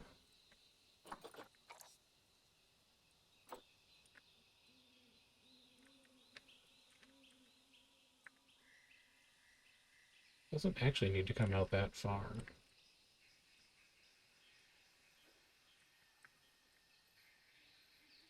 Really only go about here. So you can slide this backwards. Something is very upset about getting selected here. Let's try a full reset. No, it's still mad. Alright, we'll do it one by one then.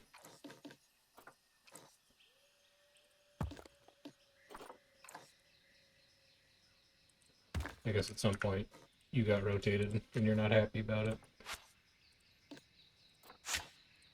So trim that. Move this.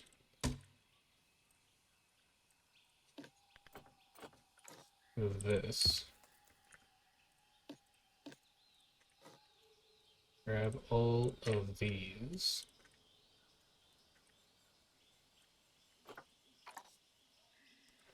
Duplicate them and move them up. This crease, I can just put trim over. That's fine. Take this, duplicate it down. That's your foundation. Take this, move it in.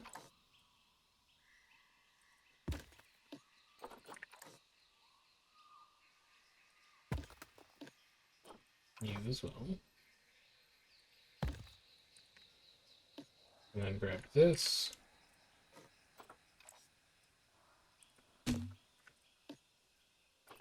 Don't think I need a plaster wall panel anymore for anything. Put you there. All right. Take some of these over.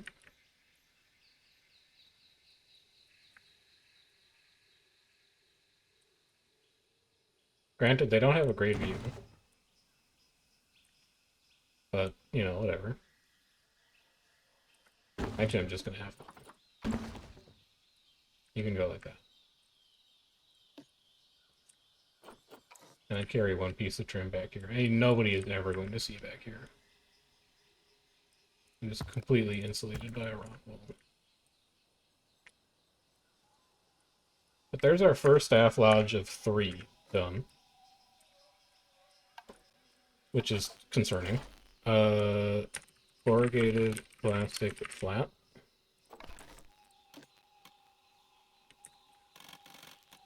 I'm not going to be able to add you to this. You're going to need to be your own separate thing.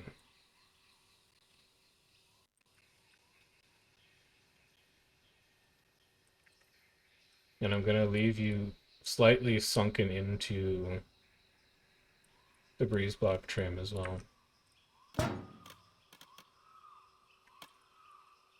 So this will tile just fine. Oh, that's going to be an issue. No, that won't be an issue. You can have a roof over the generator. And it'll be okay.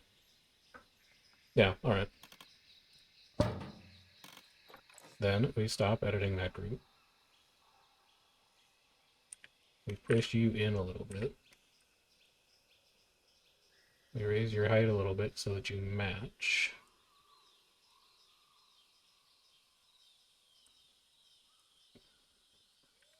And then we shove you inside like that. Stop editing that group. Do the same thing. Slide up height so it matches.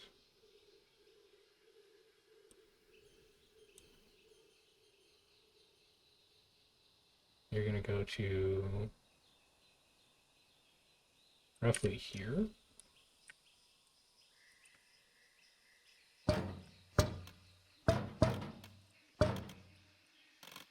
And then stop editing group.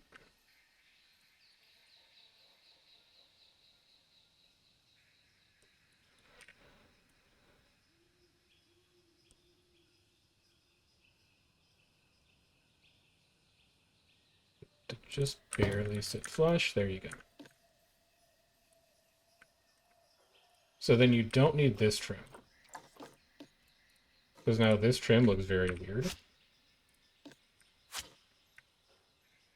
And instead, you can continue this stone trim around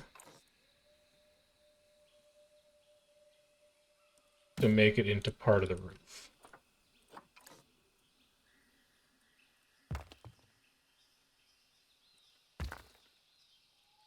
and then bring this over.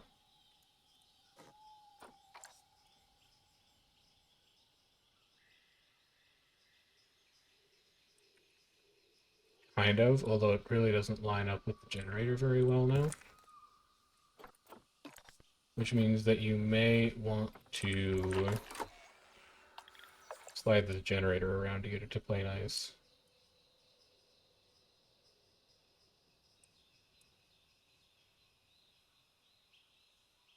It's not going to with the path, though. That's the thing.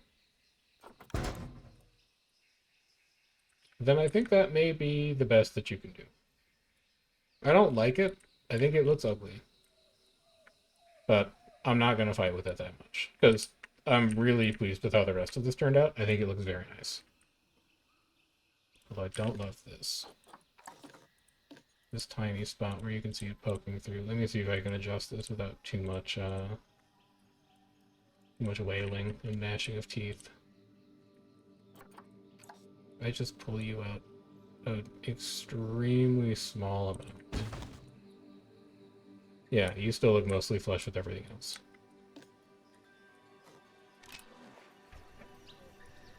So that's one staff building done.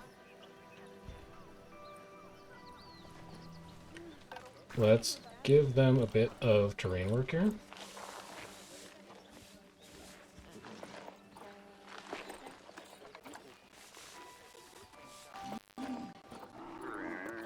I think... No, I don't need to give them the camel thing. Also, what happened here? This is not right.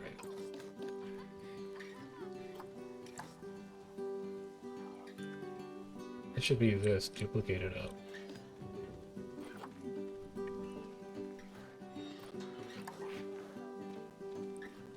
There you go. So you can't really see in here, but I do want to give them a really simple fence.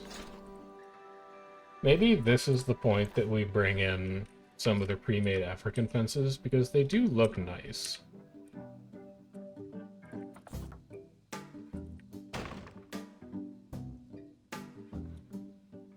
And I don't need them to be complete, they're just like rough guide rails for where this path goes.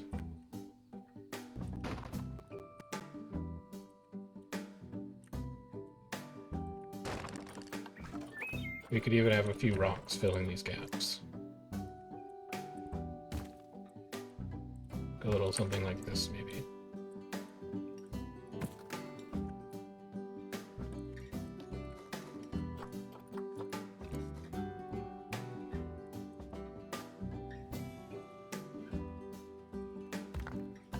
And then in the back of that, some of these nitraria bushes.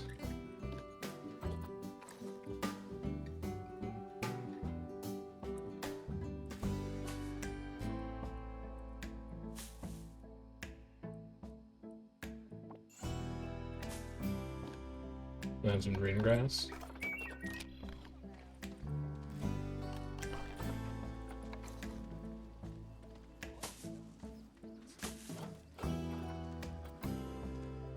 This section can be a little manicured in order to keep staff happy.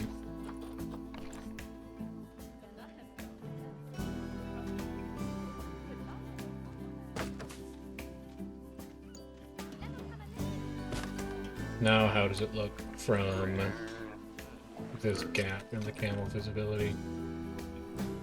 Oh, much better. It just looks like there's other random building stuff over there. Also, we're low on cash. Uh-oh. Uh-oh. That's not great. God, and it's September. I really wanted to try and do this in one episode. I guess we could take a loan out. Do I want to take a loan out for this?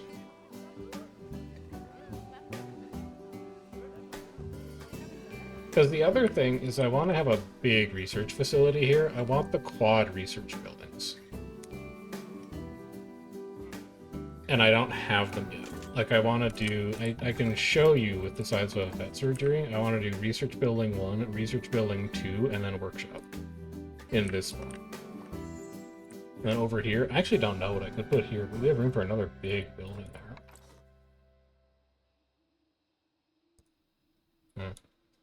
Well, just because we have room doesn't mean we actually have to do something with it, I guess. It's a lot of animals maturing. We should maybe take a second to make sure that all of our animals are doing okay. Addax. All of our addaxes are good. We have a lot of females, and then we have our one alpha male. Are these all mature? We have one that we could donate.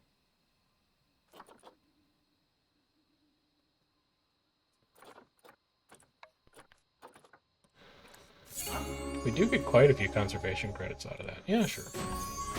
Let's trim that herd a little bit. And then also, let's have you go back to breeding, because we'll trade those other three as soon as they mature. Our tortoises have gone crazy. You don't need to do that anymore. We're going to need to give those away. Dromedaries are looking good. We have 3 waiting to mature.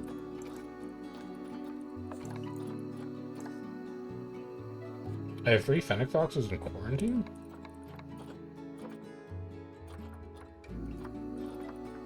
Okay. Put them in, I guess. I don't remember why, but put them in. I don't think you need to breed anymore, though. They're actually juveniles, it doesn't matter. No fennec foxes to give away yet, though. Scarab beetles, I'm pretty sure I set up to auto-manage population. Let's go double-check this. No. Max males 2. Max females 2. You can sell them for cash, that's fine.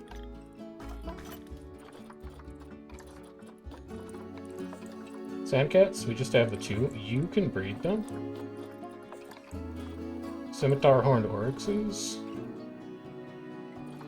We have these 2 that we can donate. And then you can go back to breeding. Alright. Animal maintenance complete. Gives us a bit of extra money.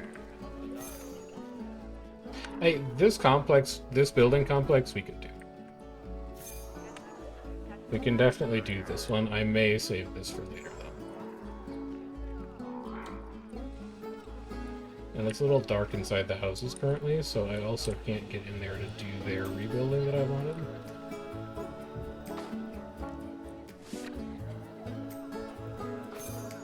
Alright.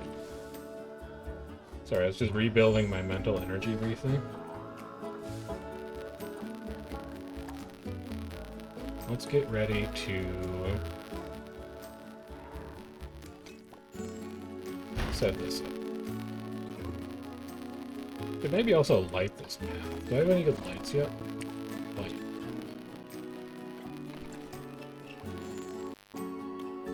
You have the wall light.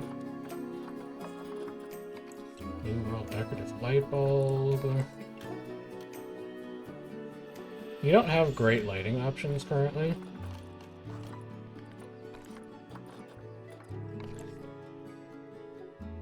Could do these African lampposts.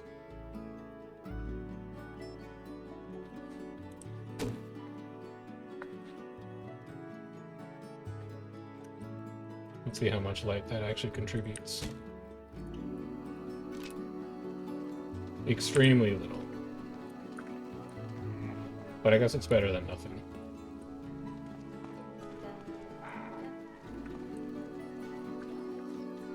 Alright, so we need to borrow a bit of this wood paneling.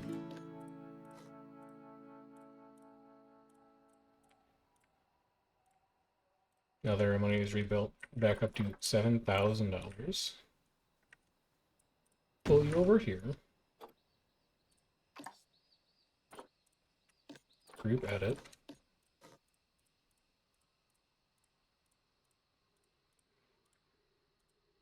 And split this. Get rid of these. Yeah, this.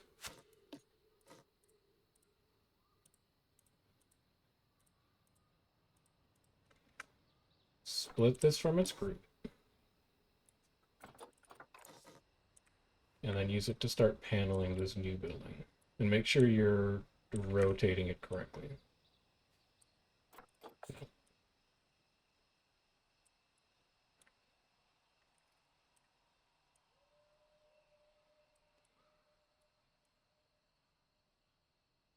You'll need it to be about this tall in order to handle the window.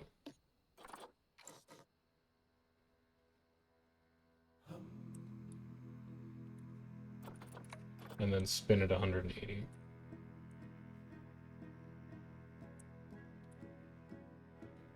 I don't like how far out the window is. Let's find a better middle ground. Maybe like here.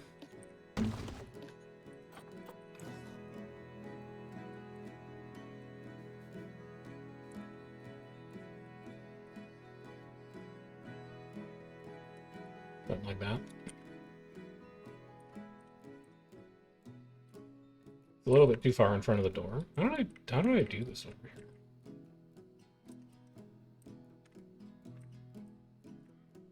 The window just comes all the way out. Okay. If that's the way we did it on the other side, that's the way we'll do it on this side. Get it flush with the door, and then if the window sticks out a lot, the window sticks out a lot.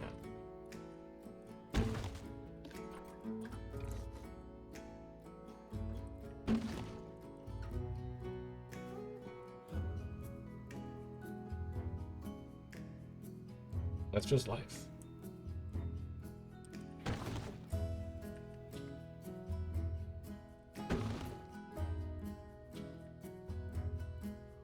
Yeah, so you've already lost your rotation here.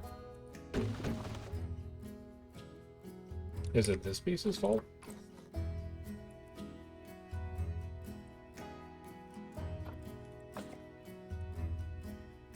Pretty sure it's this piece's fault.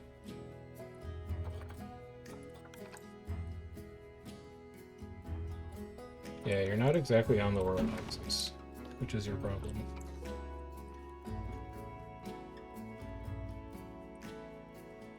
Okay, then we'll do this.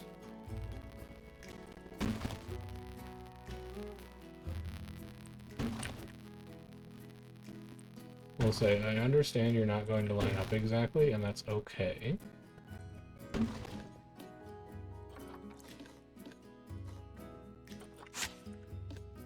And what we'll do instead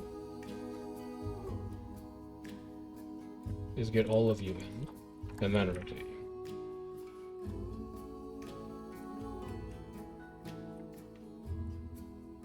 So that you look correct when you're all together. Better. And then if you select one of these hodgepodges of boards, and you duplicate it over, maybe, just maybe, it'll be a bit more compliant as a result.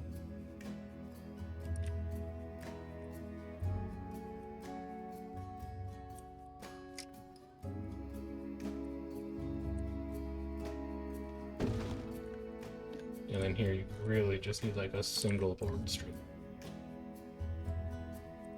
because the window's so close to the end of the building.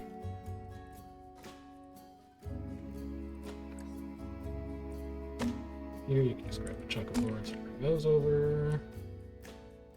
Bring these over. You don't have them lining up exactly. Just give them a little twist.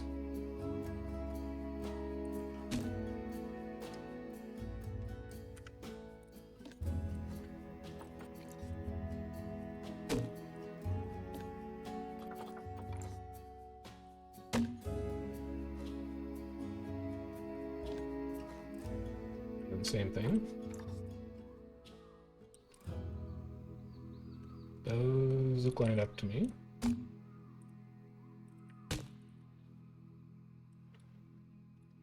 Those no longer look lined up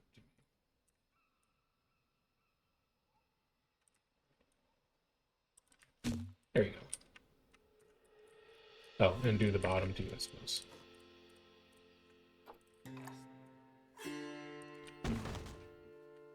It's a little big for trim to cover.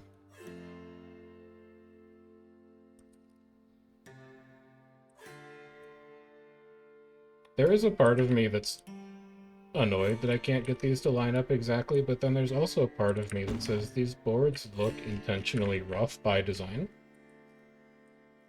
And so the fact that they don't line up actually just makes the buildings look a little more realistic to me. Where you can tell they're just kind of thrown together imperfectly. And I think that's kind of cool. So I'm really not stressing about the fact that this wall does not snap perfectly exactly to the building grid at all times. I think it's okay for it to be a little imperfect.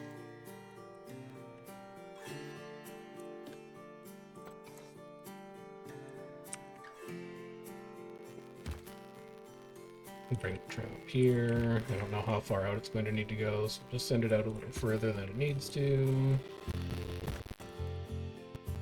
Same thing over here. We'll grab this section of board. Pull it to the back of the building. Take your time here to rotate it ever so slightly. Because you would like to slide this piece over to the next couple windows. Like that is probably pretty good.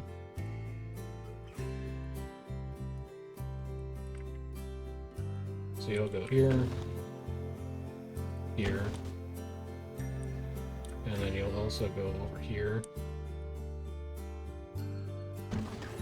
and you'll go here.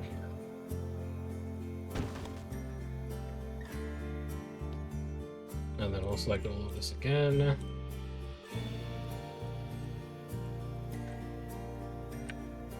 I wonder if I can run to December and get it to be morning. We could also adjust the hours of the zoo, I guess. What are my current zoo hours?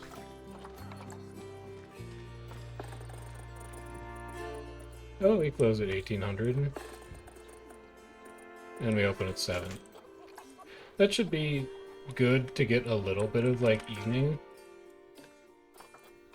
But not have it be dark quite so often. Because I can't imagine that's very interesting to watch.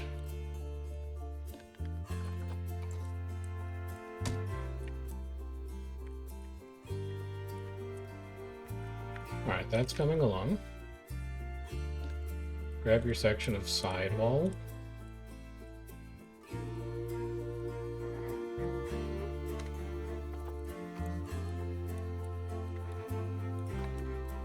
Set your rotation up.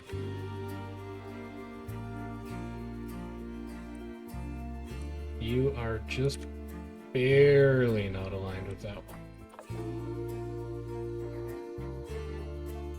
So let's get that cleaned up.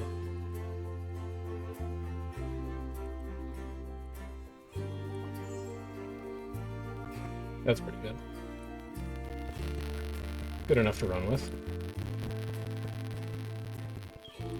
These joins don't need to be perfect, that's what trim is for.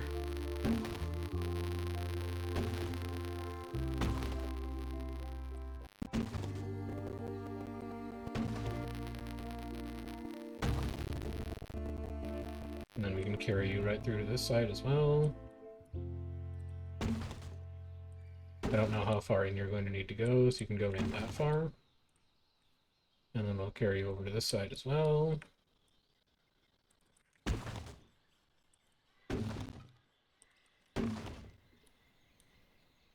You're kind of really close on that building, actually. You may want that whole section to come out a bit.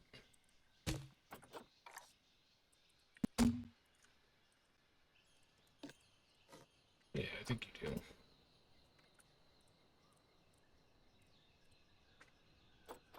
Do this. Split the entire group.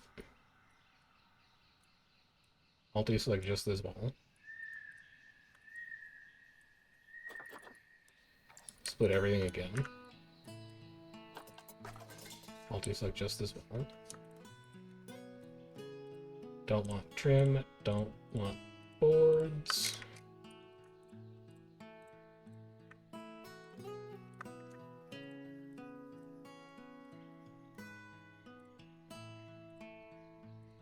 trim. There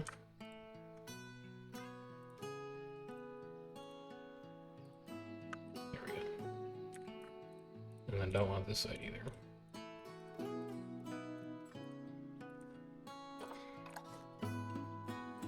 Now you can just pull you out a bit.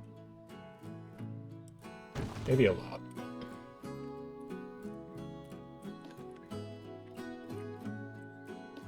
Take you, angle snap you. Start putting in corner trim. I actually wanted to come further out to the end of this foundation, so maybe about here. And we can slide this back in. We can carry this piece over.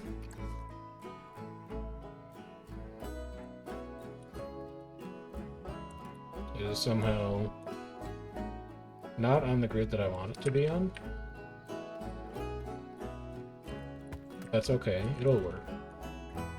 But this wall also needs to come back. So we're going to select just you. Unselect all these bits of trim. Unselect these couple of boards.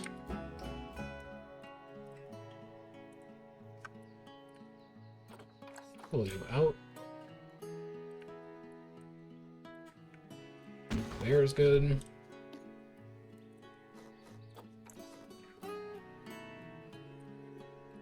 Send you over to here. We're going to pull you out.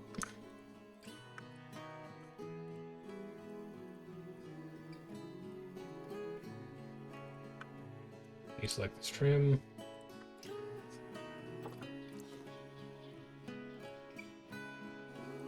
Slide you over a bit as well.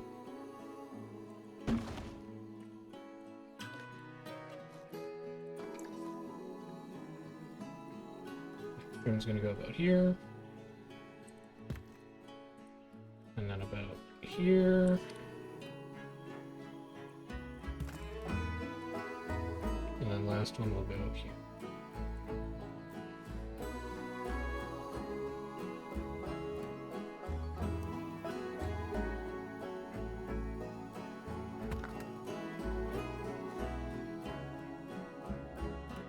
Sure.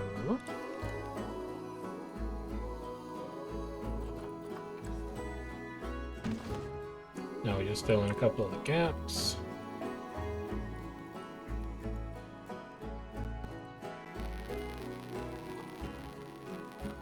Bring some trim over to the other side. Yeah, something's definitely gone wonky on this grid, but that's okay. We can cobble something together here. Yeah, something's very wonky going on. So we'll just move this in.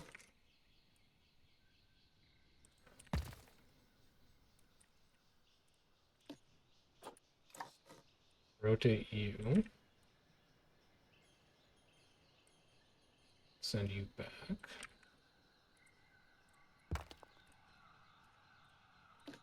Get you to line up with this piece of trim a little better. And then rotate you.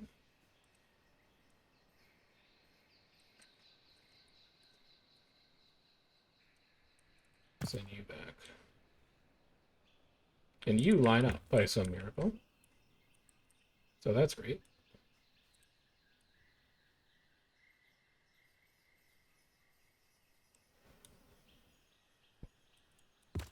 And I'll send this over here.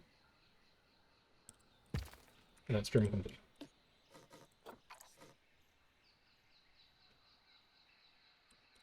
Bring it down here to cover the bottom. This board needs to get pushed in a little bit. So it's not clipping outside the trim. Same thing for you. That's good.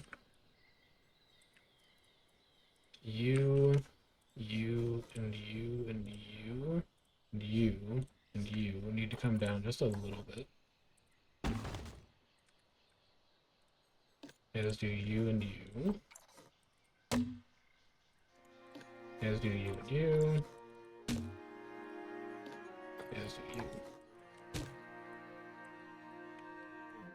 And then bring this trim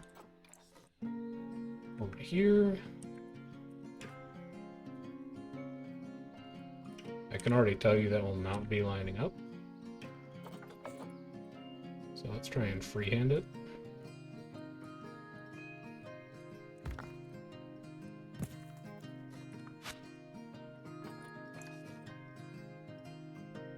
Not a bad freehand, all things considered.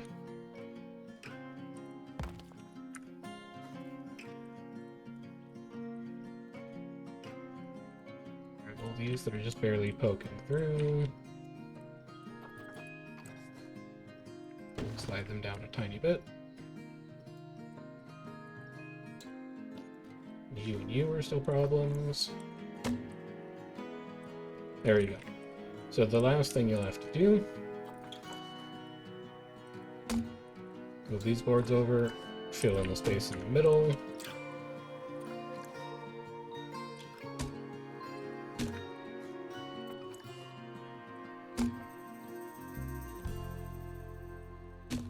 Just do a little bit of offsetting as we place them down so that it doesn't look like they're copy-pasted.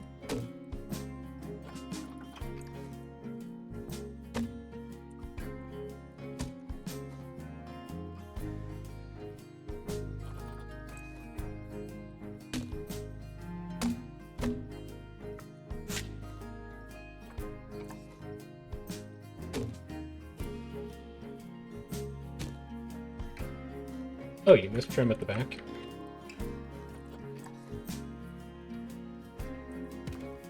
There you go.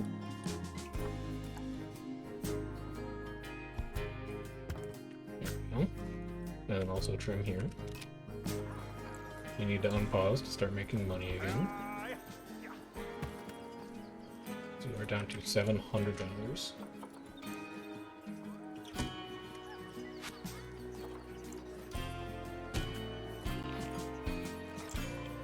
Well, on cash, yeah, I'm aware. I know, don't worry. Habitat cleanliness is a disease risk. Okay, that I should probably pay attention to.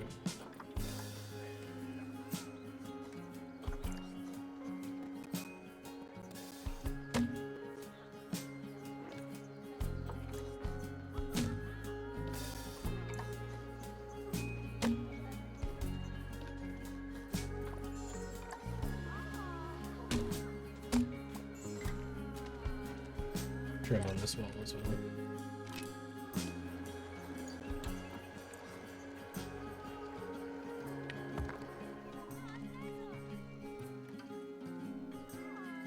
Why does this look so bad? There we go. Okay, and then just roof. Corrugated, plastic, flat.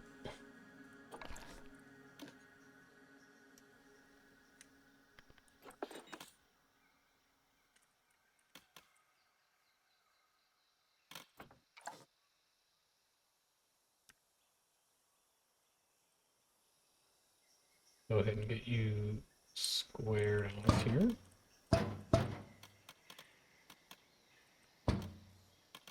That's as far as you can go with one piece.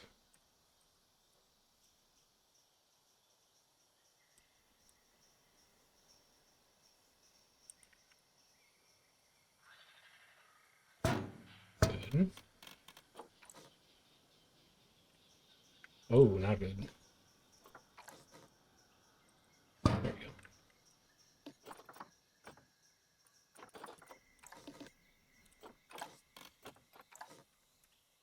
Duplicate you, split you from your group. You've actually gotten the height and position exactly right, basically by chance, which is really impressive. You, split you from group.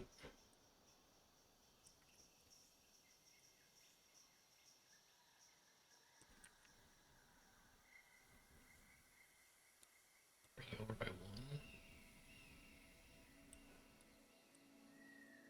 you. And then you're on the correct grid somehow. I don't know how that happened, but I'll take it. Get rid of this one board that's poking through.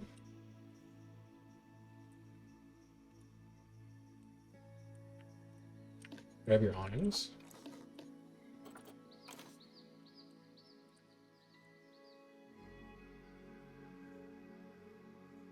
You want to put an awning above the door in this? No, because you need the space above the door for the signs. Just put an awning above this window. And then split this from its roof. And then add it to its correct group. No, wait, wrong group. Split you. Oh, you haven't turned this into a group yet. You should probably do that. Not you. Split everything. Deselect the buildings. Why will you not let me make you a group?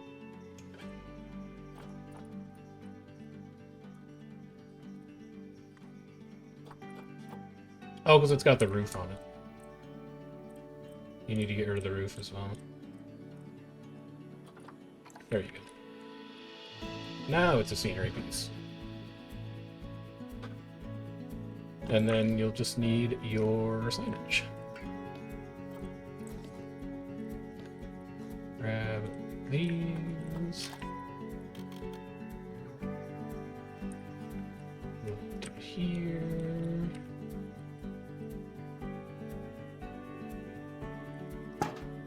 This is staff room.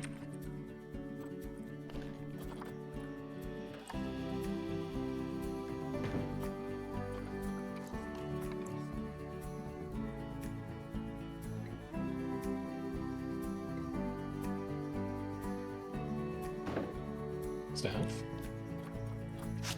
I think this also has to be slightly rotated.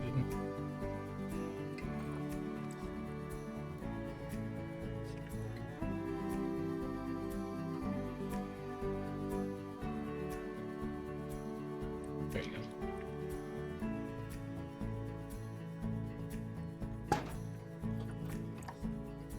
And then pull it over here. This is keeper out.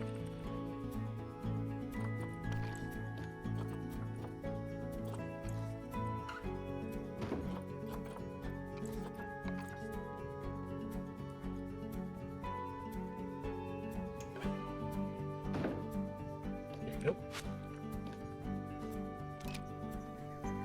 Probably get some windows on the side of this.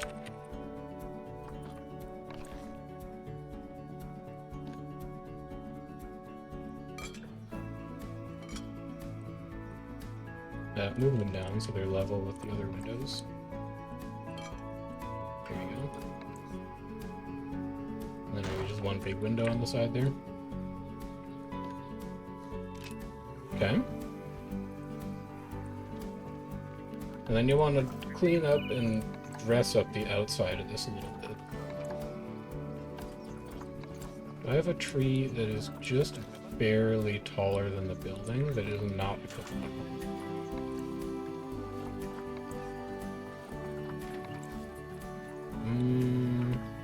Super frankincense kind of fits. Uh-oh. That's gonna be a problem. I guess I'll pause the recording until my internet comes back, but everything else is fine on my end. So, see you in a second. Okay, so Planet Zoo is back. The servers are back. It was never my internet connection in the first place, because I went to go check my email as soon as it crashed, and everything was just fine. But it doesn't matter, we're back in. So we'll do a little bit of decorating out around the edges of here. And then we only have one more month left before the end of the year. And then we will be wrapping up this section of the zoo. There are a few little things that I wanted to take care of before we fully finish, but it looks like we'll probably end up somewhere around $6,000 by the end of this, if I had to guess. I think that'll be sufficient to do the last few things that I wanted to do. We'll see. Get a little bit more of our nitraria in here. It's just so good as a space filler.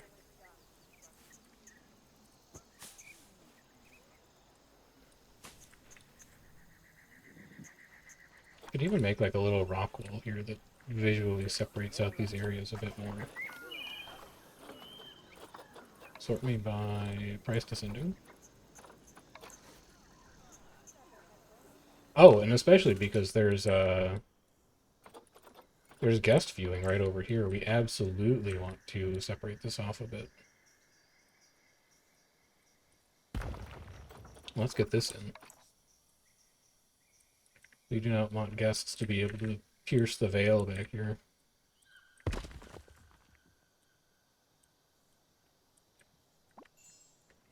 It will get very cross knowing that facilities exist to help the animals.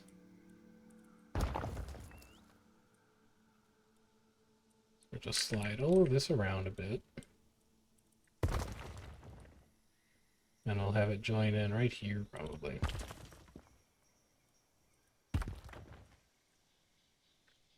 There. This little visual barrier. And then we'll continue this one along over here as well.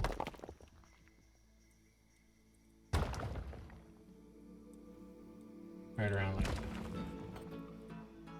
It's just a bit of separation for all of these different building usages. I also want to clean this terrain up.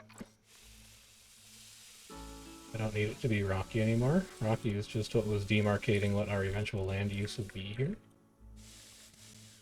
And now that we know what it is, we do not need that marker there anymore.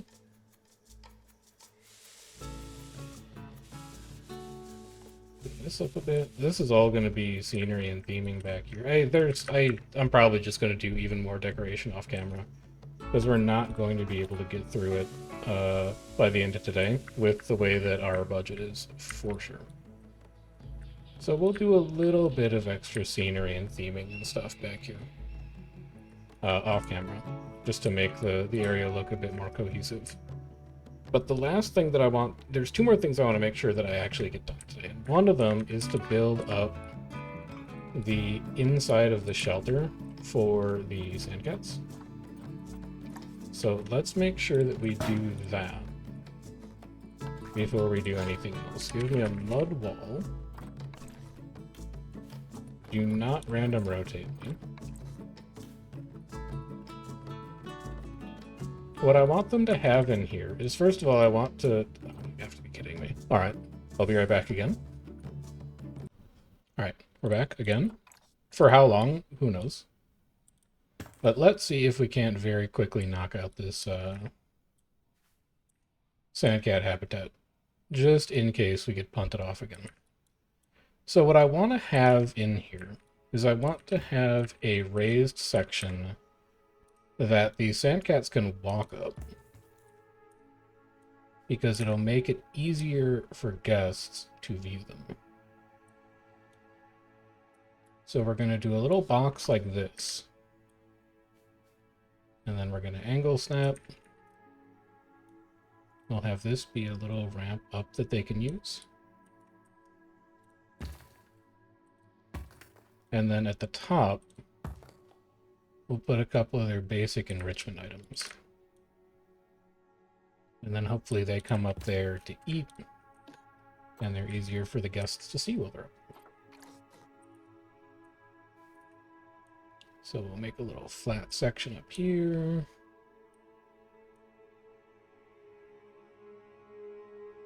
Try and get this as flush as we can. Something like that'll do.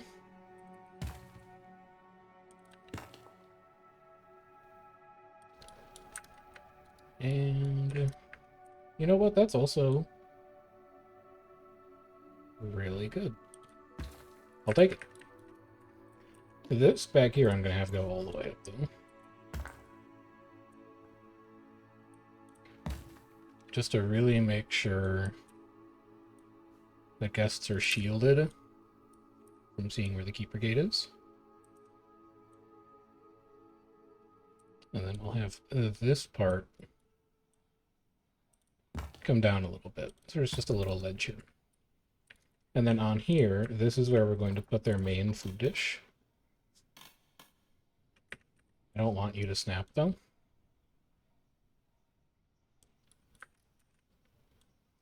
So they can have a little food dish here. I'm pretty sure we shouldn't get terrain warping because it's kind of floating off the ground. And then we'll also give them a bit of bedding here as well. Where is my sand cat right now? Where are you?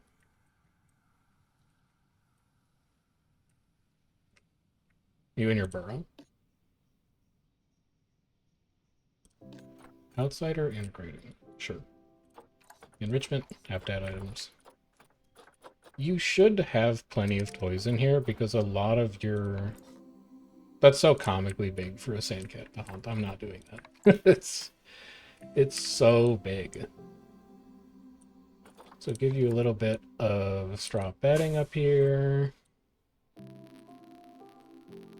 Rotate this around a little bit. So now you've got this little viewing gallery. You can still see that door a little bit. How much are you going to let me get away with? Staff traversable area. How much more can I move this over? And if we're going to move it over, we could also move this. You're not going to want to duplicate that, though.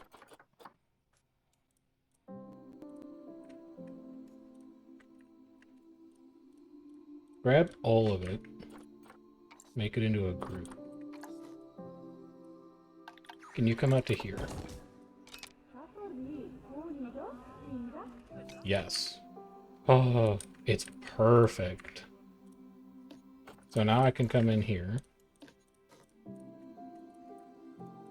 I can take this. I can come in here. I can take this.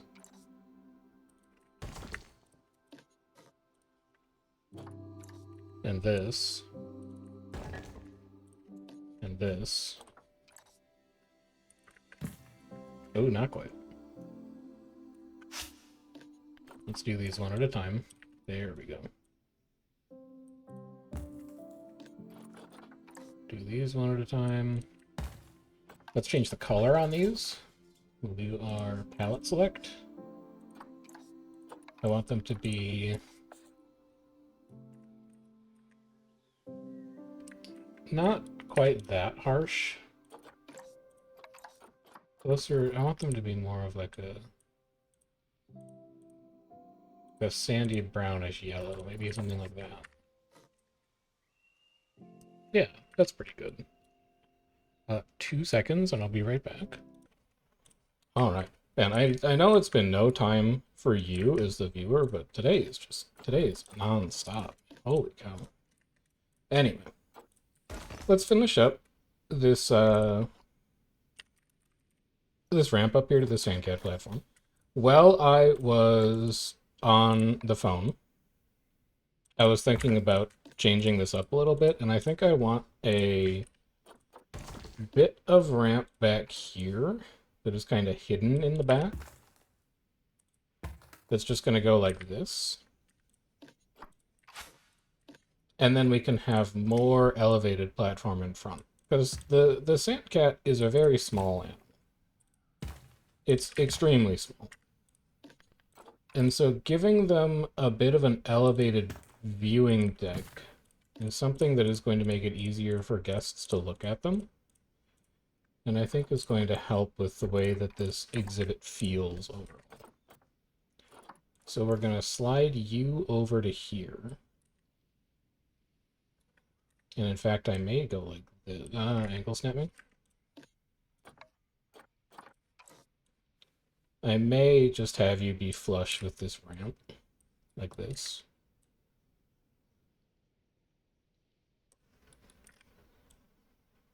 It's just a little bit of a lip. And then we'll bring one of these pieces over. we'll sink it down here.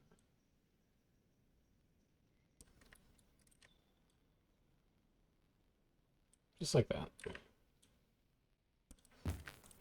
And then we'll move this over a little bit.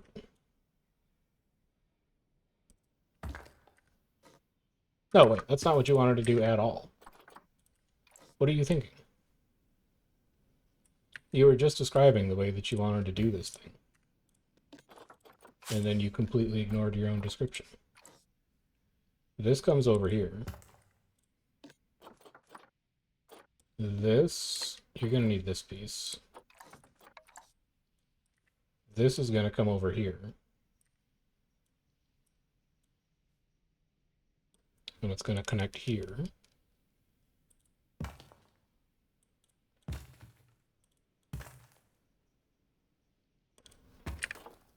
And then you're going to have a piece like this that serves as the floor here.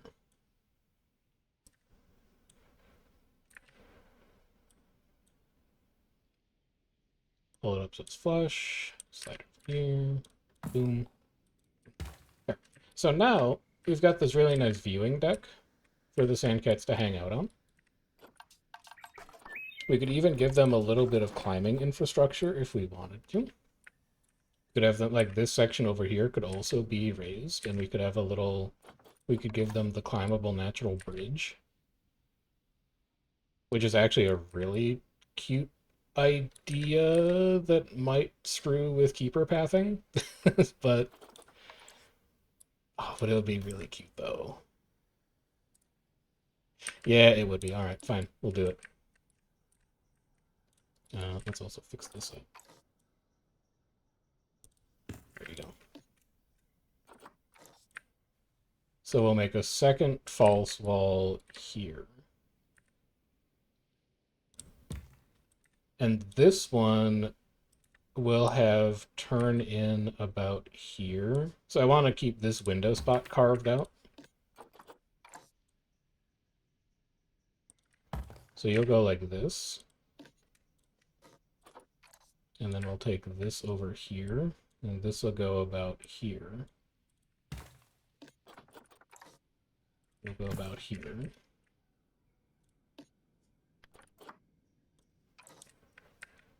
And then you'll come over here.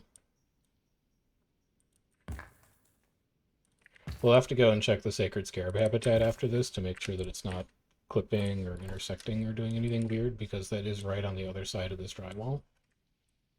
Or this plaster, rather.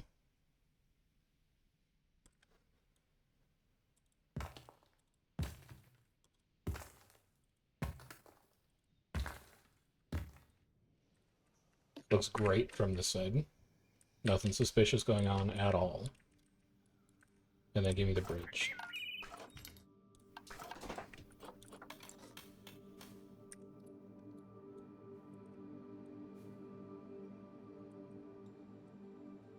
Oh, I couldn't ask for it to fit better. And then give me thin climbable logs. That's going to be what these anchor into.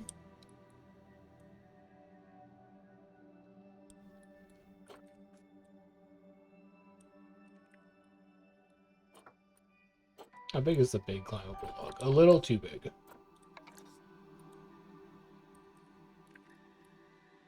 Yeah, we'll have to go with the 1 meter one.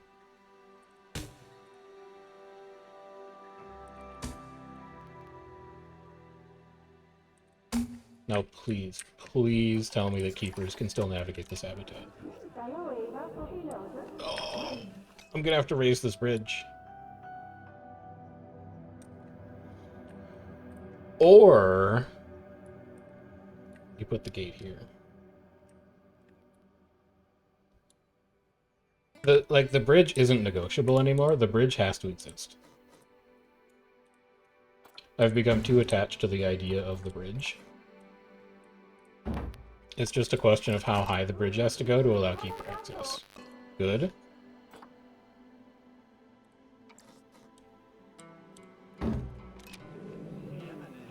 Not good. Good. Okay. It's gonna be here then. That's good enough for them to view. I can be pleased with that.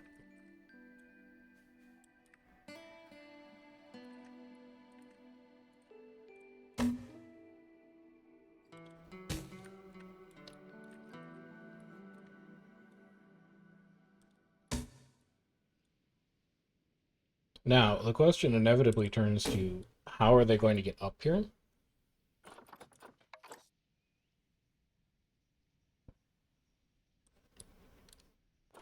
That I don't immediately have an answer to yet.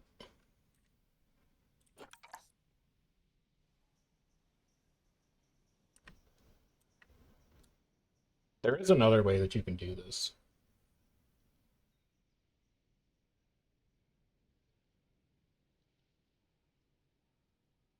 Yeah, what's that?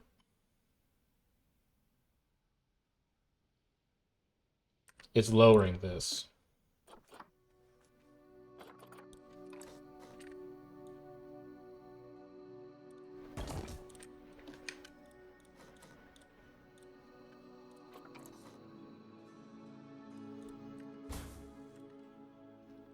And then when you lower this, it means that staff can walk up this wall, like that, and now you can lower the bridge to anywhere you want it to go.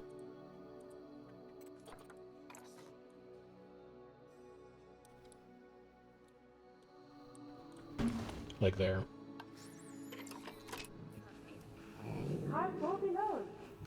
Yeah. Okay, that works perfectly. You could even, if you want to get real weird with it, you could keep this side higher.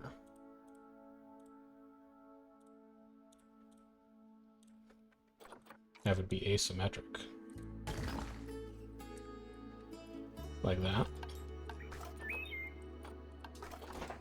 And then for how they get up here,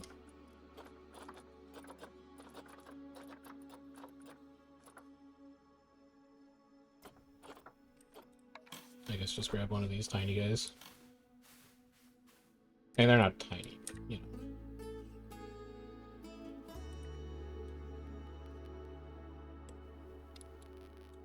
Have it go right up to the edge like that, and then just slide it back into the ground.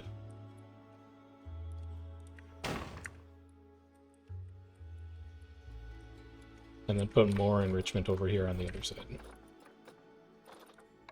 If they could have a tennis ball up here. Please stop trying to snap to everything. Thank you.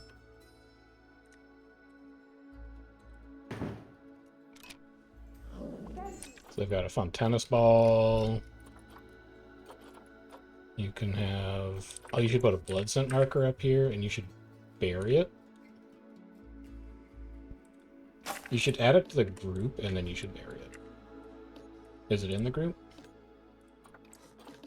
Yes, okay, good. Inaccessible. Wrong. So I think that will entice them to, like, come up on that platform and explore it. And now it just looks like there's more stuff going on. Like, this annoys me a little bit because you can tell that it's fake. But it's more interesting to look in here because they have stuff that's, like, going on. I'm gonna make one more small adjustment. Because I don't like how plain this back wall looks. I'm going to give them a sleeping platform up here. Why do you not want to cooperate with my angle snapping? Do you have random rotation on? No. Oh, because you're not setting a position snap rotation. There you go. So this will be a 2x2. We'll shove it in the corner. It'll go like this. And like this. It'll be held up by one of these climbable logs.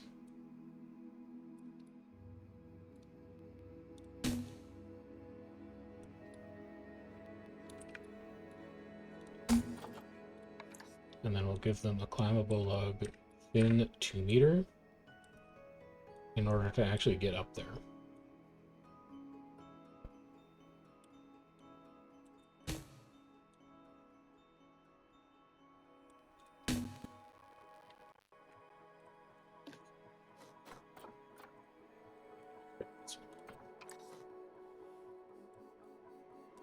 And then have the angle be even more severe on this one. So they have their choice of how they want to climb up.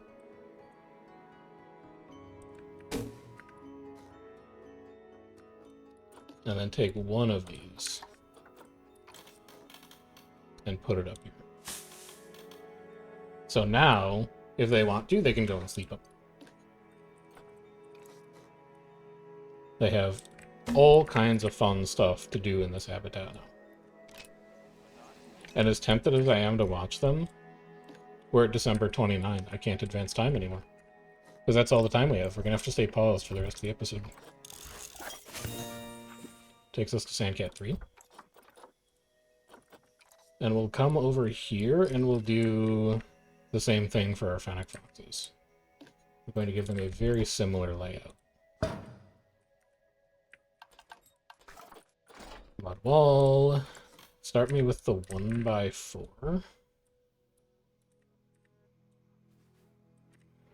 We're just going to use this to frame things out.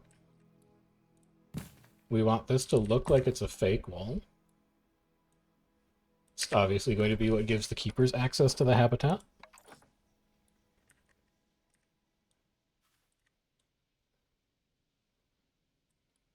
And then this will come out a bit.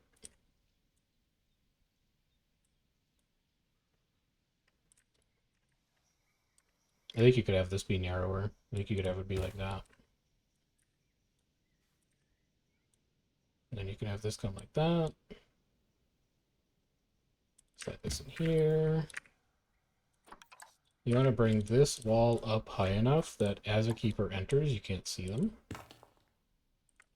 So about that tall. I don't like that I can see that seam.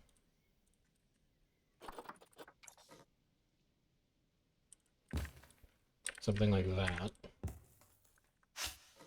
Bring this one up as well. And then bring this one in as well. Why are you so mad about your rotation? There we go.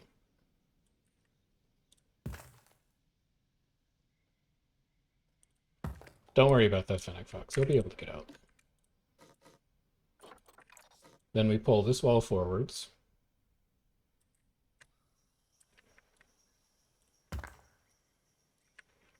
We pull this wall flat.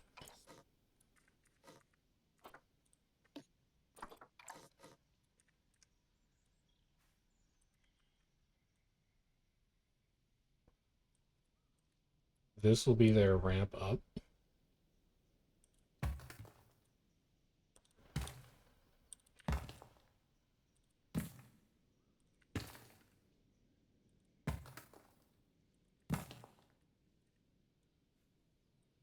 Cover this.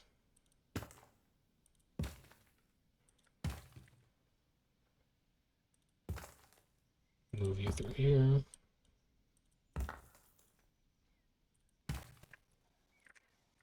And then you'll just have to set a ramp up here.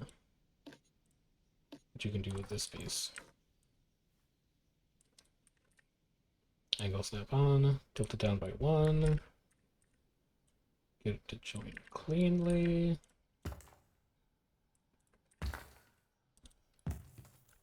There you go, and then turn this all into a group. In case you need to move it later. And also so you can change the color on it.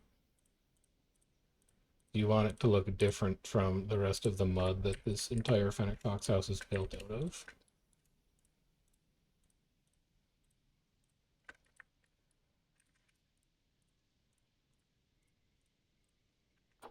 Rigid group, color edit. This one, I think I want to be a little lighter so that it contrasts with the rest of the house that they're in. Oh, maybe I don't like that. I need a false ceiling in here.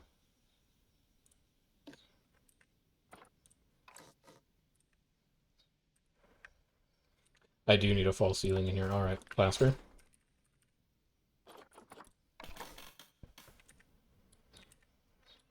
Oh, where am I? There we go. I don't want it to look so tall in here.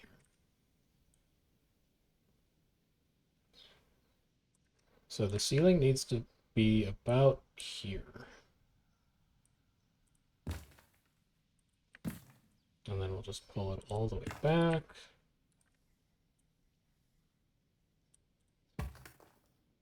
All the way up to here.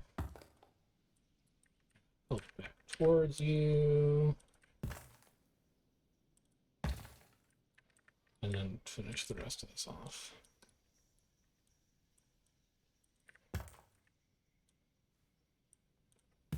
Then, with this, we can just extend this all the way up to the ceiling.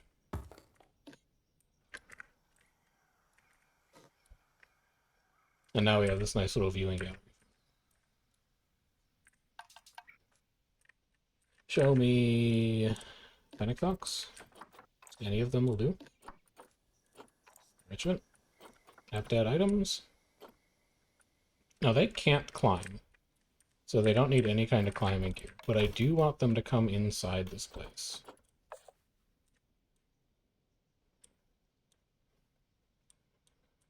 So we'll hide a blood scent marker for them. We will give them their food tray back, which I put around here somewhere. Right there. Thank you for letting me find that. People will be interested in watching them get fed. So we'll have that up here. You can give them some bedding up here.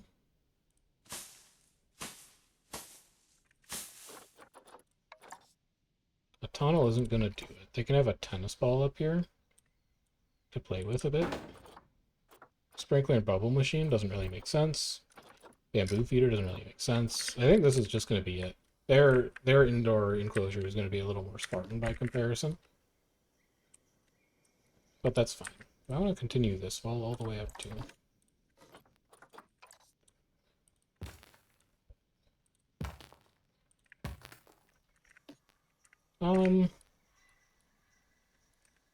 Yeah, I guess. I should probably do something with that space over there, but I don't need to do it now. I love the fact that this is going to bring them up to eye level. I think that's going to look really cool. So I will probably do some unpausing and testing while I'm doing the last little bit of decorating just to make sure that this works. And then hopefully it gives us some really nice vanity shots. If any kind of fun... Oh, I could... You know what? It's a little big. That's kind of fun, though. I'll think about it. We'll see. We have benches there, so there's actual viewing that can be done. Is that everything that I wanted to do? Interior done, interior done. Ran out of money and time, but we have a good framework, and we don't have the right buildings for it, but we have a good framework for it going forwards. Done. Done. Done. Yeah, except for a little, like, detailing and touch-up. I think that's most of what I wanted to get done. The last thing to do is I want to put in a couple of signs. I want to let guests know what these sections of the zoo are as they're walking around. So we're going to do a big editable sign here. These African sign editables are very cool. I think they're very, very neat. And this is going to say Arid Sahara. Maybe in all caps. Arid Sahara. Maybe in a better font as well. Boogaloo is a good font. Yeah, Poppins is pretty good too. Yeah, so this section is Arid Sahara. And then we'll put another sign over here that tells guests what they're going for on the other side as well. Adax, we have the animal signs, and that's it. Dromedary. I do have a reward statue for a dromedary camel. We could find a place for that to go.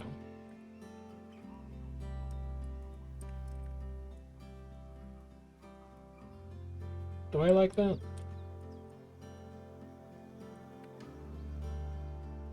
I don't mind a bit of art and sculpture here and there, I think. Oh, what if you put it on the rock? Yeah, I think that's much better. Just give it a slight angle so that it's resting level on the rock. Yeah, so now people see the statue and they're like, oh shit, those were dromedary camels. We have a sign for them, but I don't immediately have a good place to put the sign. Fennec foxes, we have the reward statue. We established that. Sandcat. We have a sign for sandcats. Do I like it? It's okay. I do think I want to rotate it though.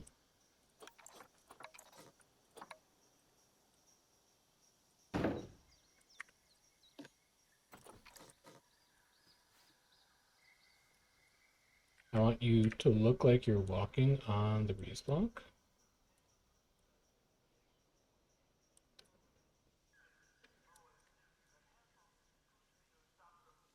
Something like that. And then can I get an arrow? Way too big. More modest.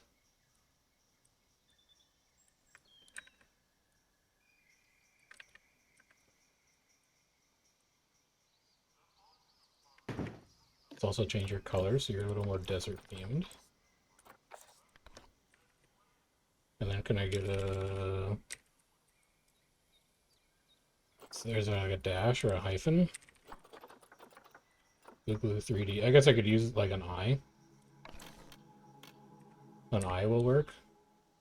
It's too big, man. Anything smaller? That's even bigger.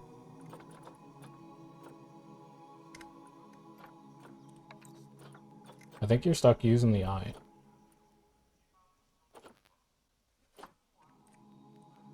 Alright. You know what? It's okay. It comes together.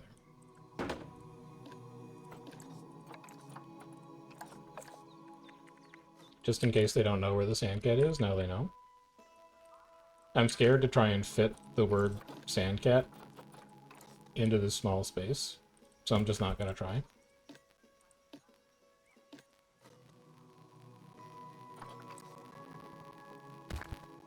Make sure those line up all right. These actually need to come up just a tiny bit. You really should try and spell sand. You're not going to be able to, man. These fonts are too big. It's way too big. And that's the small font. Well, what if you do 2D? Is 2D smaller? 2D is smaller. You know what? Maybe there's hope.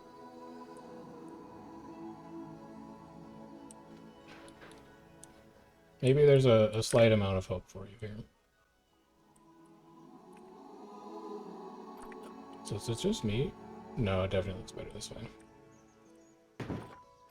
S A N D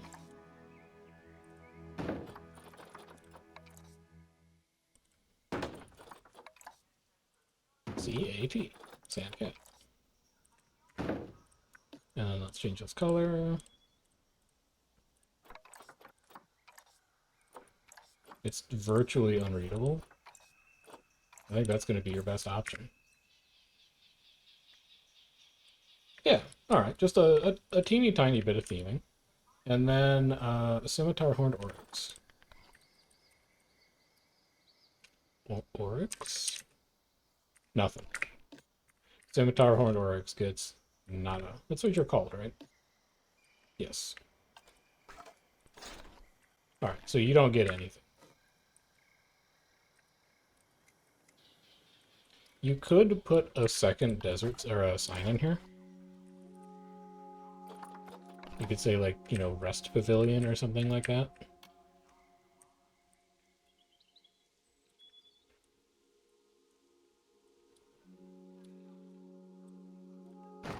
We could call it the Oasis. Even though there's no water.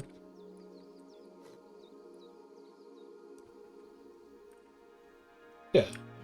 Just like a little something that denotes it as being a special area. And then you also have empty wall up here. Let's find something to fill that in with. You already did bunting beads. You want wall decorations. You can't do your rug canopy. Lion sculpture... It's just not the right place for it. It's a desert. It's not the right place for a lion sculpture. It's a really cool sculpture, but this is not the right place for it. Sunshades you've already kind of done. Tent? Sticks? No. I mean, these are cool. I don't know what they are, but they're neat. I don't know what I would use them for. Did you do the masks on the other one already? You did. You did mask and shield on the other one.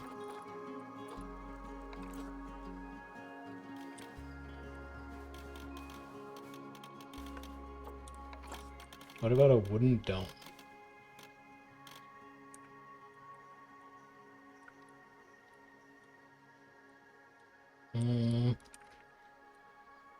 Again, not really, because, like, we don't have leopards here.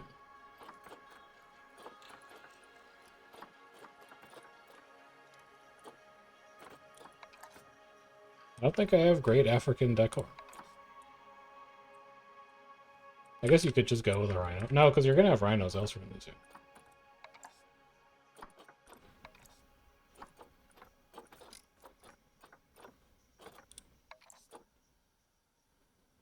Lion mask, kind of crazy, though.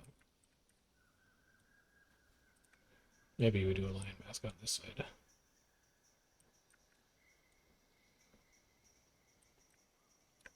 Just don't tell anybody that there are lions here. I just don't want that wall to look naked. There's also some nice random planters here, too. You have anything that'll fit in there? Aloe vera will not. A small king protea might. Yeah, you fit.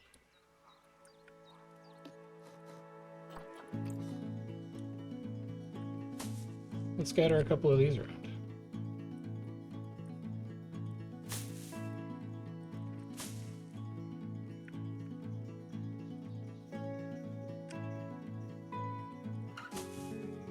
This area can feel a little special. It can feel a little green. We want guests to come over here and just take a load off. Oh, what if you have non-Africa wall decorations? What if you checked that instead? No, absolutely nothing. Nothing at all. Maybe you could think about decorative shutters.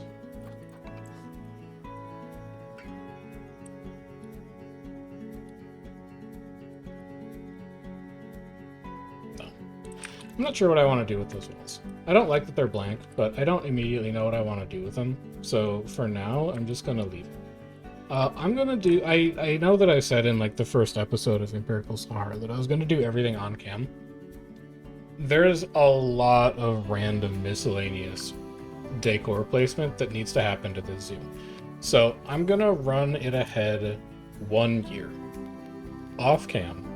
I'm going to finish up all the decoration of these areas, this area, this area. I'm going to leave this open because it's where our research facilities are going to go. And then we're also going to clean up down this path, back here, and we're going to do a little bit of foliage over here and here. And that's going to wrap up the Empirical Sahara, Arid Sahara, Empirical Sahara, Arid Sahara section of the zoo. There is currently a community poll up on the channel. If you are interested in giving input on what the next section of the zoo is going to be, I would recommend that you vote in that. Your options are the Horn of Africa, which is going to be Hamadryas baboon, Somali wild ass, and I think cheetah was in there too. I'll go double check. I think cheetah was in there as well. We'll find out here quickly. Caracal, hyena, Hamadryas baboon. Namib and Kalahari is going to be cheetah, black rhinoceros, gemsbok. And dry savanna trails is going to be elephants, wild dogs, African porcupines. So if you want input on what the next section of the zoo is going to be, make sure you hop over to that poll and give it a vote. And if you want to know when the next episode of Empirical Sahara is going to be coming out, make sure that you are subscribed to the channel. If you have any feedback about the way that we have decorated these habitats today, or things that you're looking forward to in the next section of the zoo, drop me a comment and let me know what you're thinking. Otherwise, I'll see you in the next one. Take care.